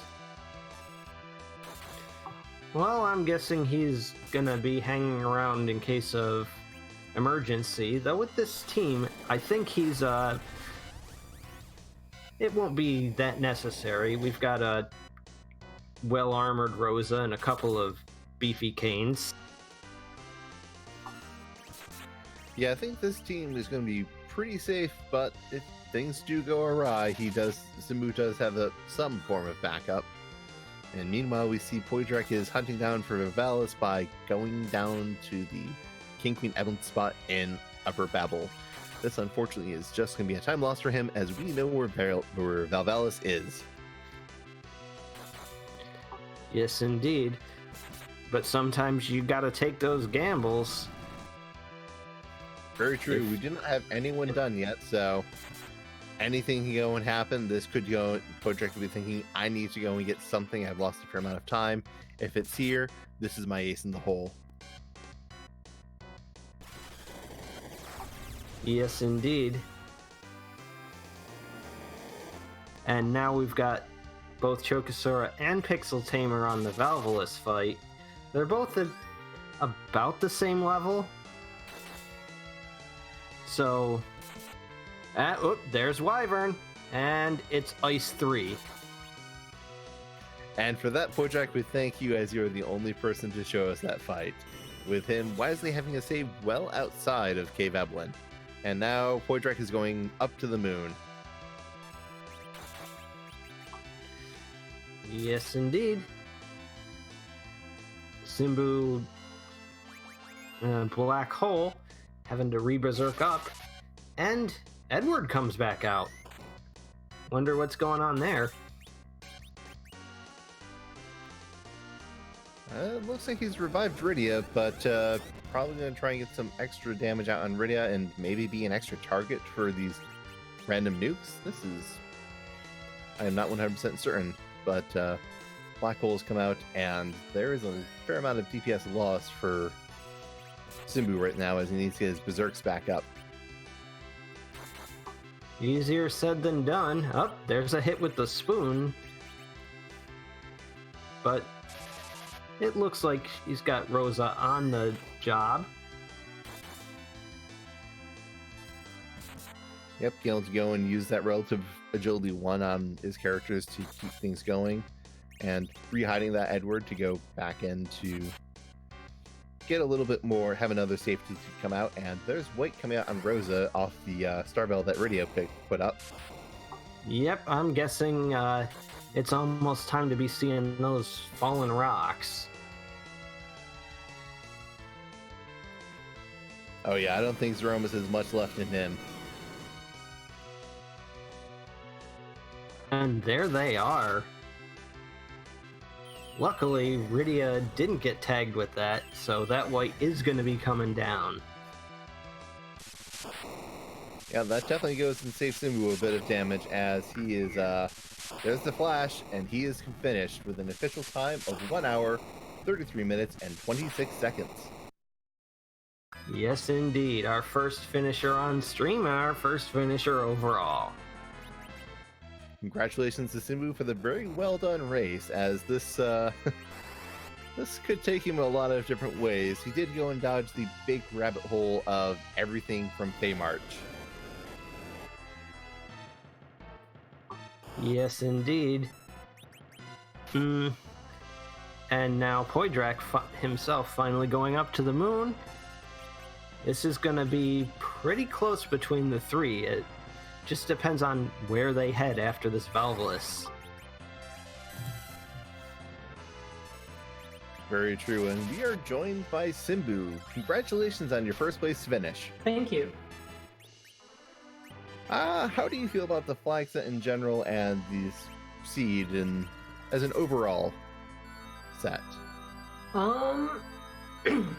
Well, honestly, I kind of like that we're playing on Tstandard, because that means save scumming Avalon Castle isn't the best play anymore. On T Wildish and T Pro, it seems like that's always the best play, but with the item set more normalized, it's nice not having to make the Avalon Castle save scumming at the beginning. other than that, the rest of the flags were pretty okay. It's kind of insulting when you get the Xcal and you're like, well, I would even sell it, but I didn't have anything in shops left to buy. It's like, tisk, tisk. You have a very shiny paperweight to sit in your inventory. Yeah. Yeah, and since you didn't do Fame Arch, which led to Baron, no edge to throw it either. As well, that Toroya Treasury full of axes, that had to be pretty funny as well. Well, I mean, unlike in T-Pro and T-Wildish, the Troya Treasury isn't overpowered in this flag set, which I kind of like. So maybe it's just me, but I got what I needed out of there. I got the Hourglass 2, which let me get some EXP on the moon for free, so I don't know, it still has useful stuff. It's just, oh, we're not going to hand you the seed on a platter anymore, so... Yeah, you did go and make good. Finding that Hourglass certainly did go and give you a very nice grind for, well, boost to experience after you had 10 key items. Were you planning on going and using that specifically after you got 10 key items, or were you just deciding, all right, I'm walking to this wyvern spot for some more experience. I need to get some experience now. Let's just burn this.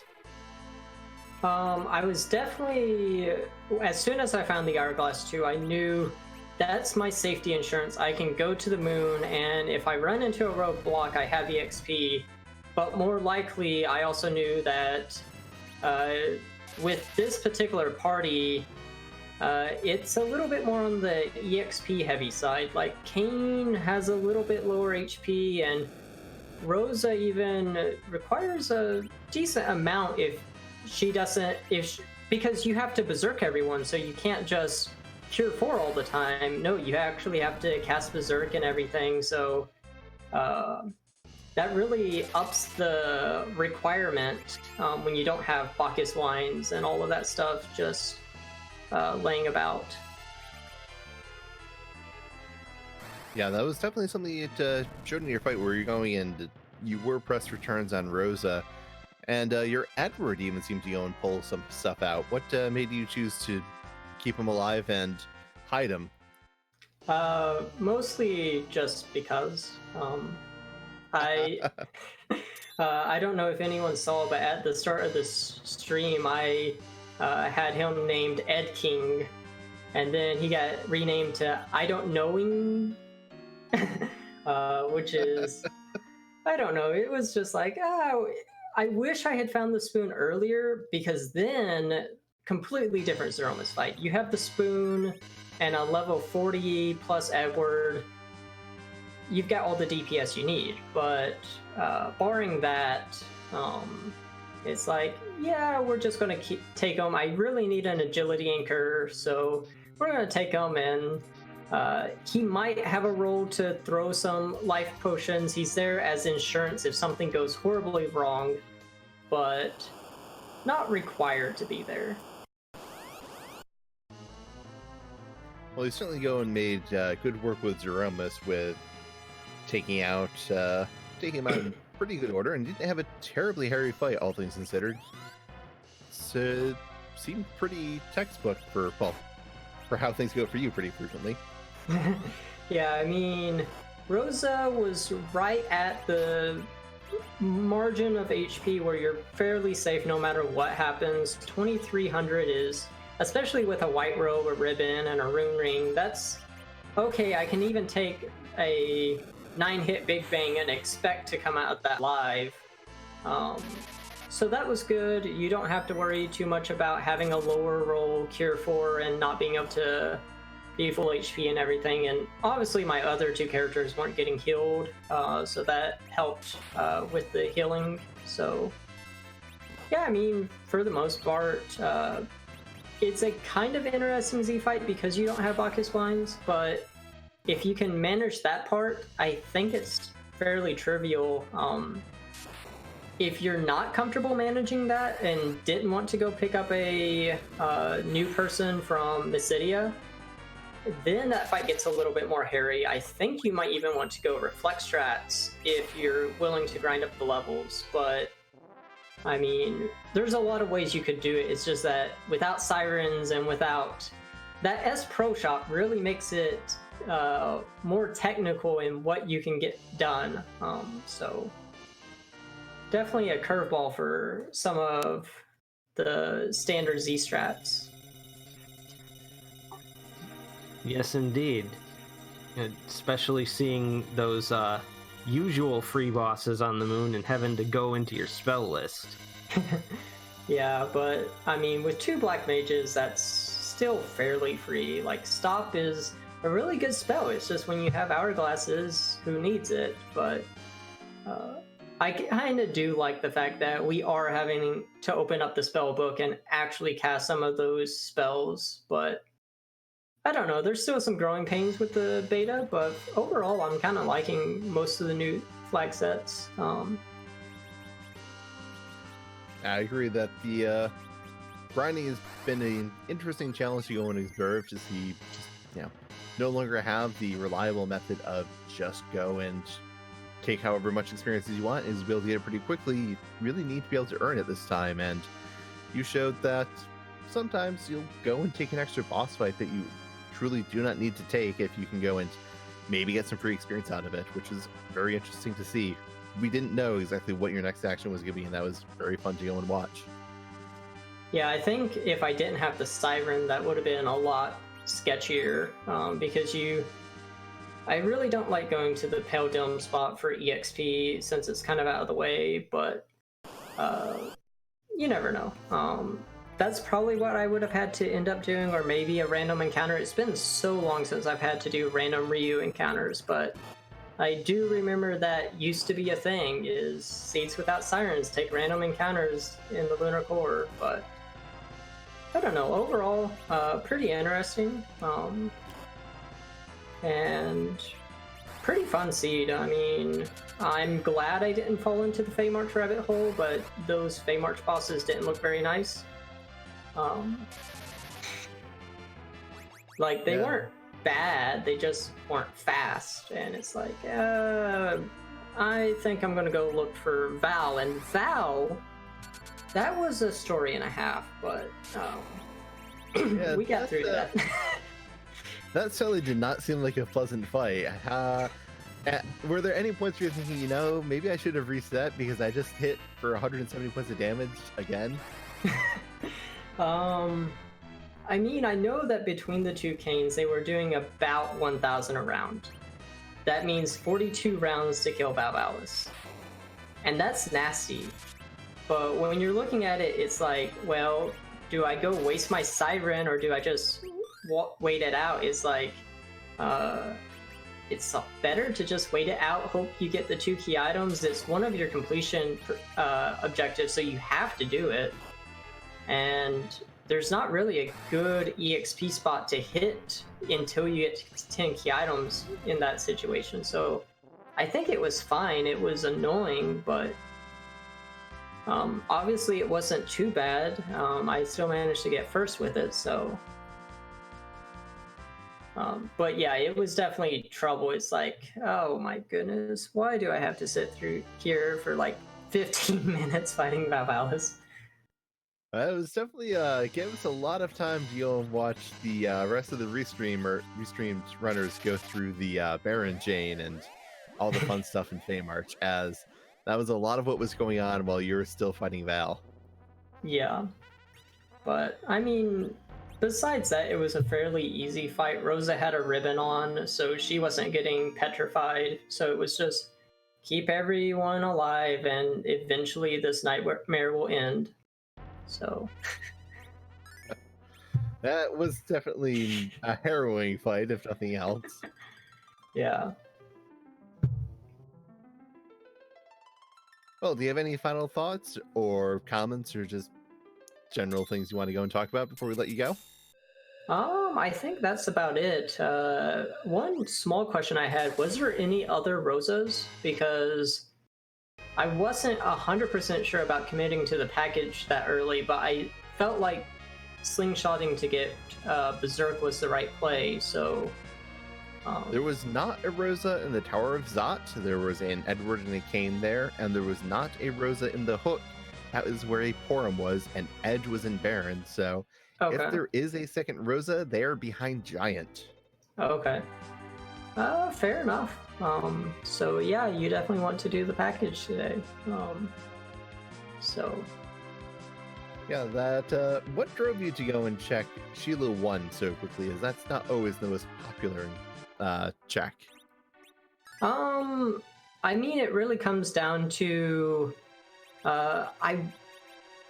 my two options that I was comfortable with doing at that point was Dwarf Castle or Sheila 1. And it was a real toss-up. I almost went to Dwarf Castle, but it's one of those situations where it's like, you know what, I'm going to go check this, I'm going to reset out if it's nothing good, and then as soon as I'm done, I'll go and do Dwarf Castle.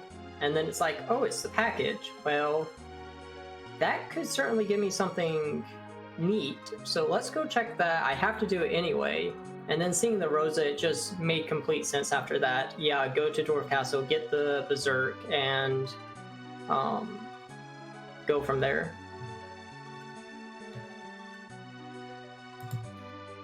Oh, well played, Seed. Congratulations again on your first place finish. It was definitely a well played Seed, and look forward to seeing you race again in the future. Yep, thanks for having me, and have fun with the rest of the restream. Thank you kindly. And with that, we do see that Chokasura is diving down into Luki Cave and is getting ready. We have had a second place finisher with Rivers McCown finishing with a second place time of 1 hour, 37 minutes, and 44 seconds. So GG to him. And yeah, we see people are getting closer to the end. Poydrek is going down to the Luka Cave now, it seems, while Pixel Tamer is trying to get some more experience on the moon, fighting the alt gauntlet at Heldim. Yes, indeed. This is going to be, this might be the biggest chunk of experience in the game right here, since all these moon enemies do give an awful lot of it. Yeah, and looks like the Red Giants were going and expressing their disapproval of Paladin casting spells on him, as that was a counter explode, if I'm not mistaken. Yes, indeed. I'm not sure exactly what the trigger for that is, because I've casted things with Rydia before, but it might just be a specific element, and by the time I'm fighting Red Giants in vanilla, I'm usually nuking them. Yeah, I think it's a reaction to the lightning spells. No, looks like it's just to any summon magic. Palom is not allowed to live in this fight, it seems. Goodbye, Palom. Yep. I believe he's got 2 more fights as well. In the meanwhile, we have Chokasura finishing out his D-Lunars, and he is in go mode now. He is in go mode, but he might want to get some more experience unless that Palom has just been left dead and is pretty underleveled. I didn't see all the health of his Rosas and Canes, but he might be killing some doors to get some additional experience, maybe.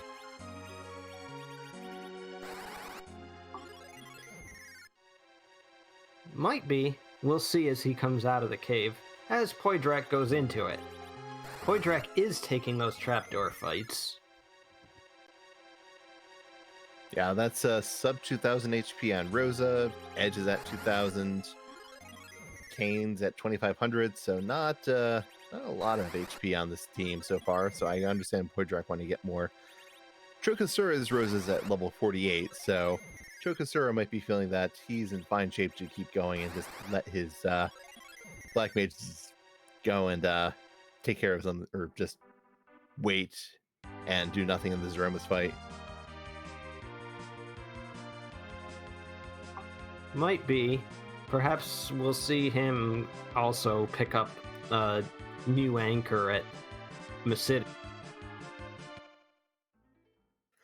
Very true. He's going to Mysidia. I don't think Chokasura is doing any grinding. He's probably be going to that Z fight very soon.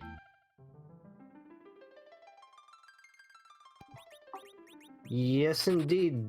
Desru Pro, I believe. Any exploding enemy does damage equal to their remaining HP. So, if you've got more than 10,000 HP, that's gonna hurt. Yeah, those giants will go and cast it in response to certain magic, it seems. So, not a script I'm super familiar with because I don't usually fight giants fairly. I usually fight them incredibly unfairly. But the Elk Gauntlet is educating us all on what happens when we go and take encounters on the moon. But if nothing else, I think Pixel Tamer will have nuke on a couple casters. Yes, indeed. He might be going for that reflect strategy. With 2 nuke casters, I don't blame him, and the Artemis arrows are probably not the reward Pixel Tamer was looking for. I believe that means that the Sand Ruby is in Cave Bahamut, as, unless I'm terribly mistaken, that is the only reward spot we have not seen.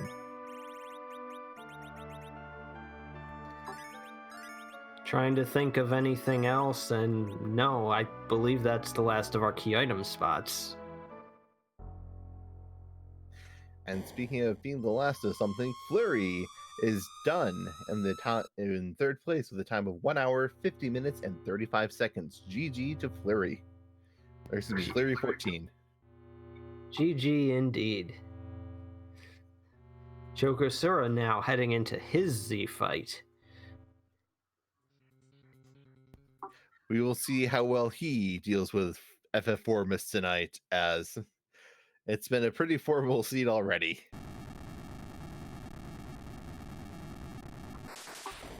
Pixel Tamer now finally coming down off the moon. Shouldn't have any trouble with those D-Lunars, and probably won't be needing to take any of those door fights. But he might need to go back to the moon unless he went and checked that Troya item shop and found the pass in its Manila shop. Ah, he's turning in the Adamant and Legend sword.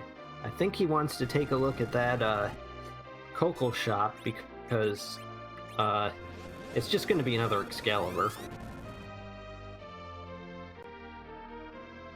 Apparently he really wanted the Excalibur first. Maybe he's thinking he might want some more money for the shop. But let's see what's here. As well, he is definitely earning money. It's got almost 300,000 Pixel Tamer. I don't know if there's many things in the game outside of adamant armors which you can't get in these seeds that will take that much money.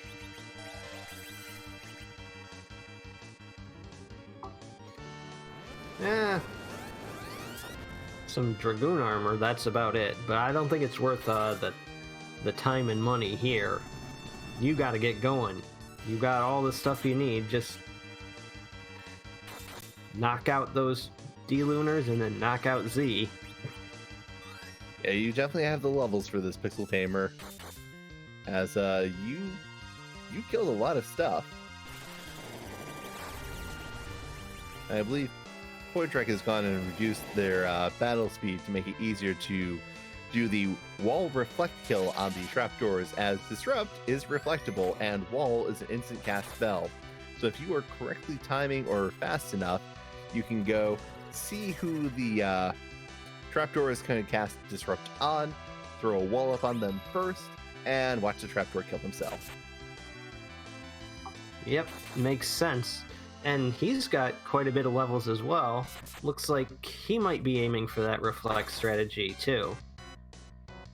I understand the desire, but it may be a little overkill with this team, and time is ticking. As Poitrek is in that fight and is going for just using the defense sword and the white lance on the canes to just dish out damage. Yes, indeed, and Pixel Tamer is now passed up Poidrak's location, heading straight in for those D-Lunars. And it appears that Chokosura's gotten our Final Fantasy Formus down to his second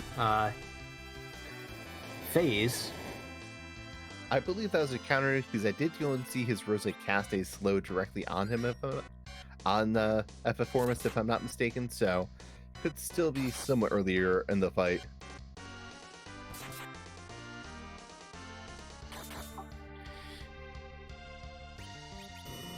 He's just hanging around letting the berserkers do their work. I've seen him throw out a couple of those Asuras as healing as well. So, all in all, it seems he's got this well in hand. A little lower damage than Simbu's, but that might be because the black hole just came out. That black hole does go, and you'll take one last swing in your berserk state, but you won't be with the berserk bonus. And there's that Asura showing off the super high AoE healing you can get from that in 2 out of 3 times. Yes, indeed. Back when I was playing vanilla the first few times, I would actually kind of reverse how my casters were working. I would use Rydia as the healer, and Rosa is just throwing white out. But that's probably because I didn't know anything about how the heroine armor worked then. Yeah, the game did not go and make it very obvious that the heroine armor was significantly reducing your casting stats, and ooh, that counter nuke, that nuke just really went into Kain there, so sure it's coming out. Ooh, Big Bang is coming out as well. This might be taking out some members of Chokosura's team. Yeah, it was well nerfed, but the Kain did go down. That is something that can make those counter nukes a little dangerous, as a counter nuke into a Big Bang is probably going to kill you. But in the meantime, we had a fourth place finisher in Wubear, finishing with a time of 1 hour, 55 minutes, and 53 seconds. GG to them. Absolutely. Seeing another black hole come out. Z has to be a bit low on HP at this point, but seeing him throw ethers around, so Rydia's running low too. This is definitely not a very fast fight for Chokosura, as his attackers are doing 2,000 damage a swing, which is not an exceptional amount of damage. Here is a straight nuke, no counter nuke, so this is definitely phase 2. He's getting somewhere. He's definitely at his, well, there's less than 60,000 HP to go. That's definitely something we can say for certain. And we're seeing Cure 2 potions. Did he... I think he found the Cure 3s in, Tamra. He might just be trying to ration them, as he's expecting this to go kind of long, and I can't go and disagree with that assessment. Meanwhile, we see Pixel Tamer is going and has their crystal, is doing a bit of last-minute shopping, looking for something. I'm not certain what, but they are going around to their item shops and checking for stuff. Intel pointing out it's probably in the past, which is not an unfair assumption. Yes, indeed. With all this, he does have access to every shop in the game, and pass has to be somewhere. Rocks falling for Chokosura. This is almost over. It's definitely a long and hard fight, but he's certainly getting close in there. He's hanging in, and his canes are in decent shape. I don't think he's going down at this point, so this is all over but for the waiting.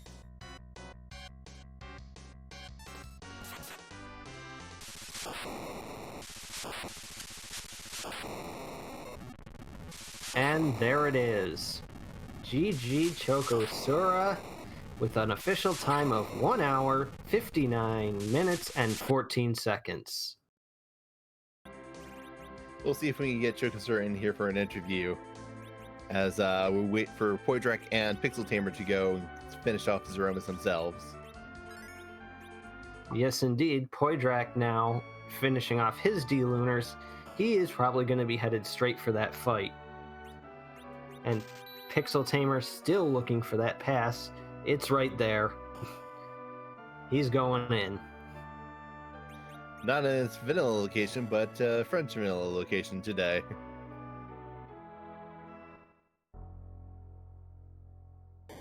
Yes, indeed. Pretty convenient. So now it's going to go and be a very serious DPS race, but in the meantime, we are joined by Chokasura, our 5th place finisher. GG Chokasura. How are you feeling? Thank you. I'm feeling kind of salty, to be honest. That Val fight. Yeah, Val. Harder than I wanted it to be. I realized my Paladin had 0 agility, and that kind of threw me off. That was, that was certainly not kind to you, and you were going using Bahamut to do a lot of damage that you got from that Fey March rabbit hole, to be entirely honest. How did you feel after realizing that Fey March led you astray? Well, I mean, after I didn't find anything there, you know, I just had to keep on going, you know, thinking, oh, okay, it's somewhere else, you know. And I realized I didn't touch Moon for the longest time, which I probably should have went up there a lot earlier. But for some reason, I wanted to clear the Earth first to see if I find as much as I can before going up there. I mean, with how mean that Val fight is, I certainly can't blame you for it. Yeah. I don't know. I mean, like I said, my Paladin was 0 agility. I wanted to anchor with him, but it just wasn't working out. So I dipped out to try to gain a couple of levels with him. But he died during that run. Not the run, but that King Ryu and King Ryu fights. And I really don't know what happened there. I don't know.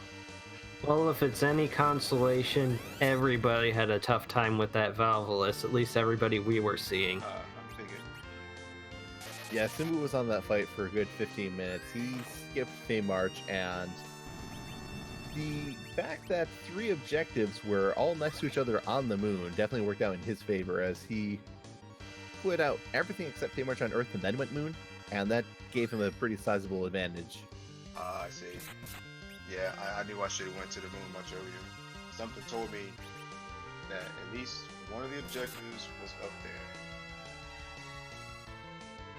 there. Evan would have been proud of Simbu and disappointed in everyone because of his personal bias, and it just did not work out for you today.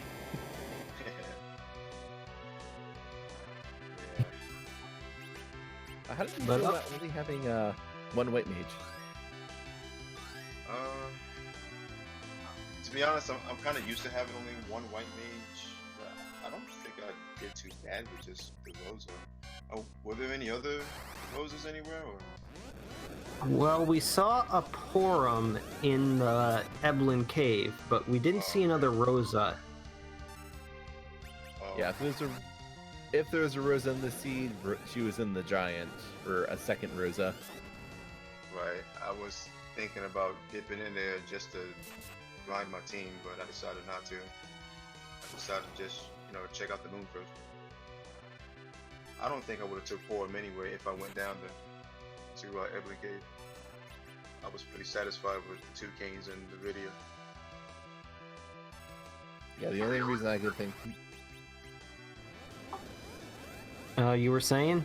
Oh, go ahead.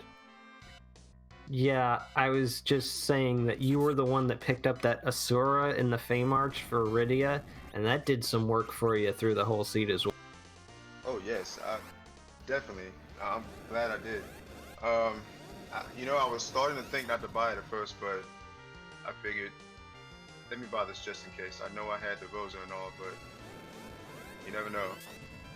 And it certainly, you're right, it did some work in that Z fight.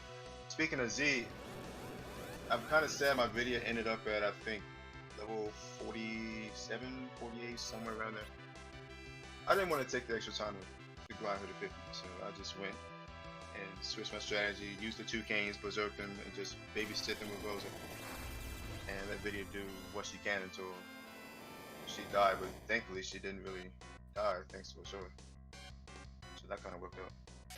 Yeah, you're doing a good job nerfing those big bangs as well, which definitely kept pretty alive. Yeah, definitely. I was surprised that second one was nerfed because I'm pretty sure that I was thinking this can't be nerfed. Or it might have been the third one.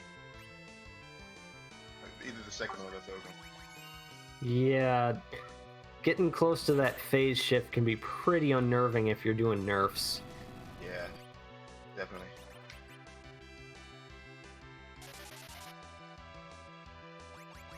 But overall, I thought this seed was, kind of challenging. At least for me, it was. But I think there's a fair amount of challenge, and particularly in the Zeromus zone, where there's just always sirens around, so it's never really a question of how do I get experience, and that's when you're forced to go to the moon and take care of a fair amount of stuff up there, that becomes a pretty serious challenge to deal with. yeah, for sure. Yeah, like I said earlier, I was thinking about going to the giant to do my grind, but I decided not to. I think I was mid-30s when I hit moon, so I figured I was gonna get most of my XP from the bosses, or at least until I found Babel and the rest of the objectives, and that Luca key, which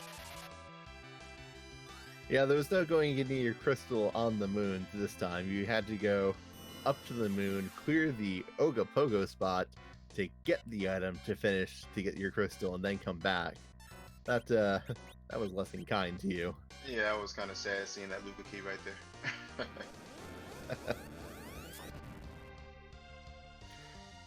Well, if you have any final thoughts, No, I just wish I could have done that Valve fight a little better.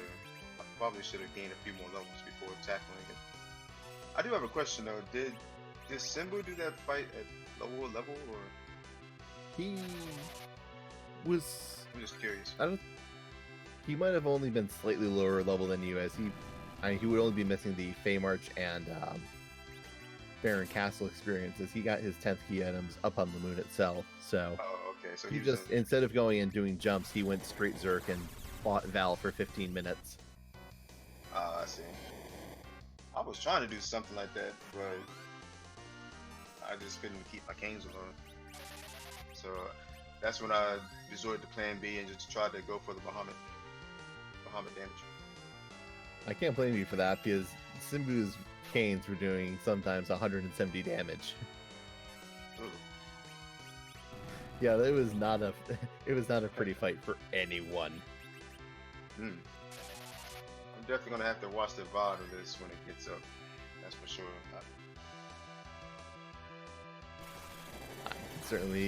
It's certainly an interesting VOD to see. There's a fair amount of overlapping crisscrossing at some points, and then there's some people who are just blazing along on their own for some parts. But it was frequently different people blazing along your trail, so definitely be one VOD to go and watch. Right. I'm definitely gonna check that out. All right, then we'll let you go. Have a nice evening. Congratulations on your 5th place finish. All right. Thank you. Take care. You too. And now we're joined by our 6th place finisher, Poitrak, who finished with an official time of 2 hours, 5 minutes, and 14 seconds. GG, Poitrak. GG. I guess Mindy didn't want to say your part message.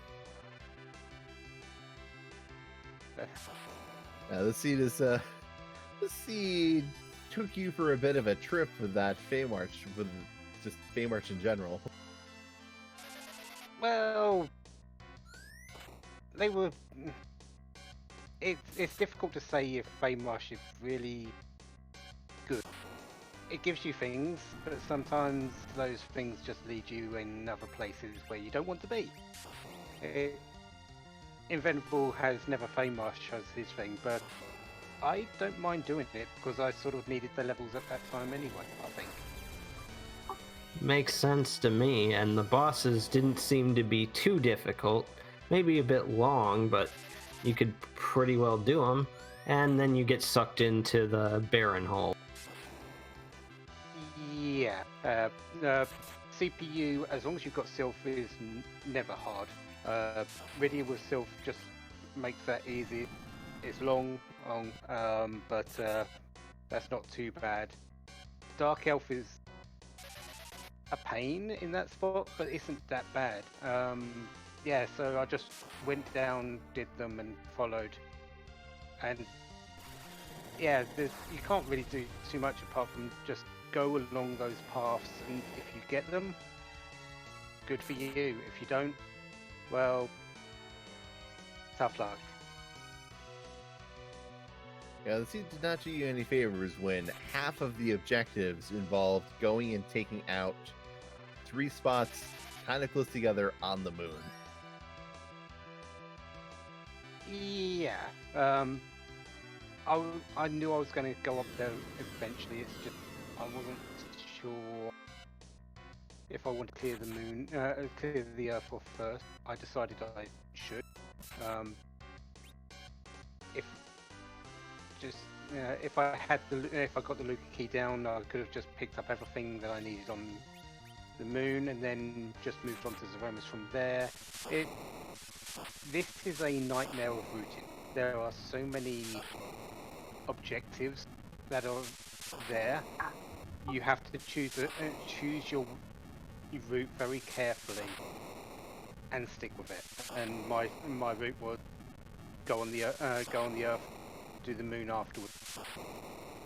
Yeah, and with Baron, it's not exactly a bad choice, as there are 3 bosses there, and you still needed to find Valvalis, you still needed to go and find the Luca key. That was 2 key item spots. I don't blame you for going and making that choice. It was certainly not a bad choice from the options presented to you. It just didn't work out tonight. Yeah.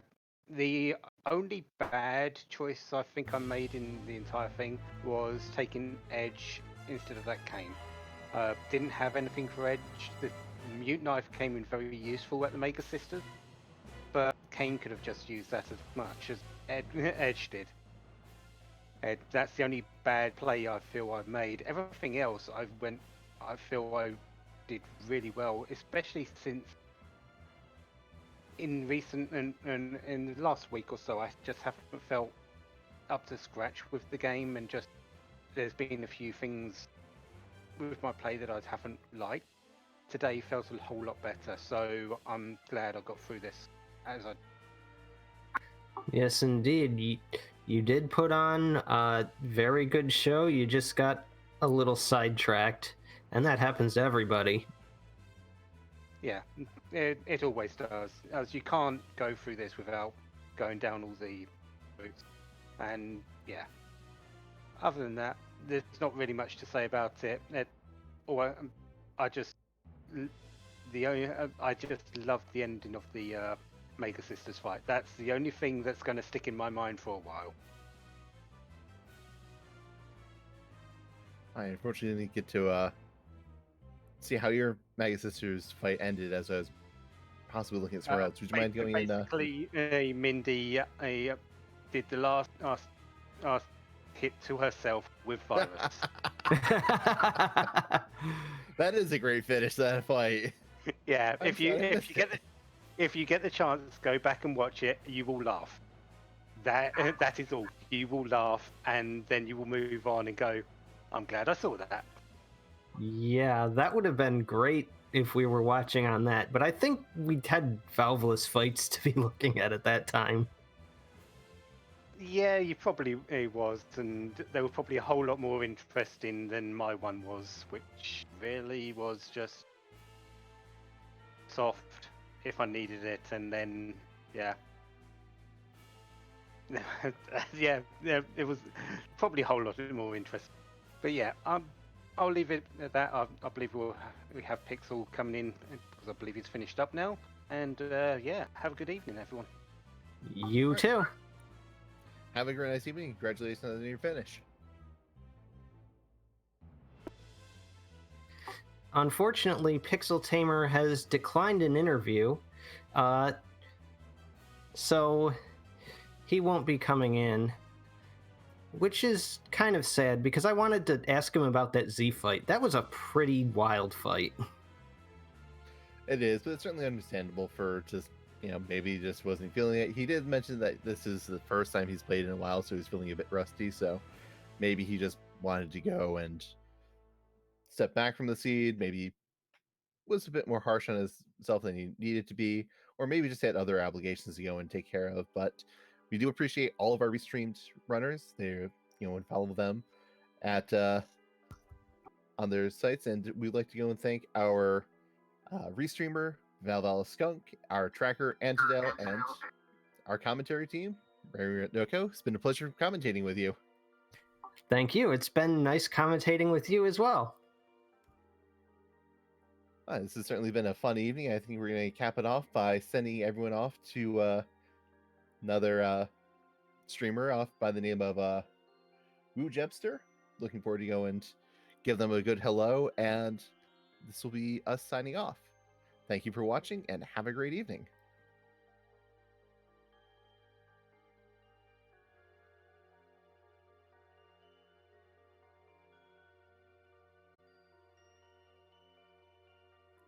Just taking a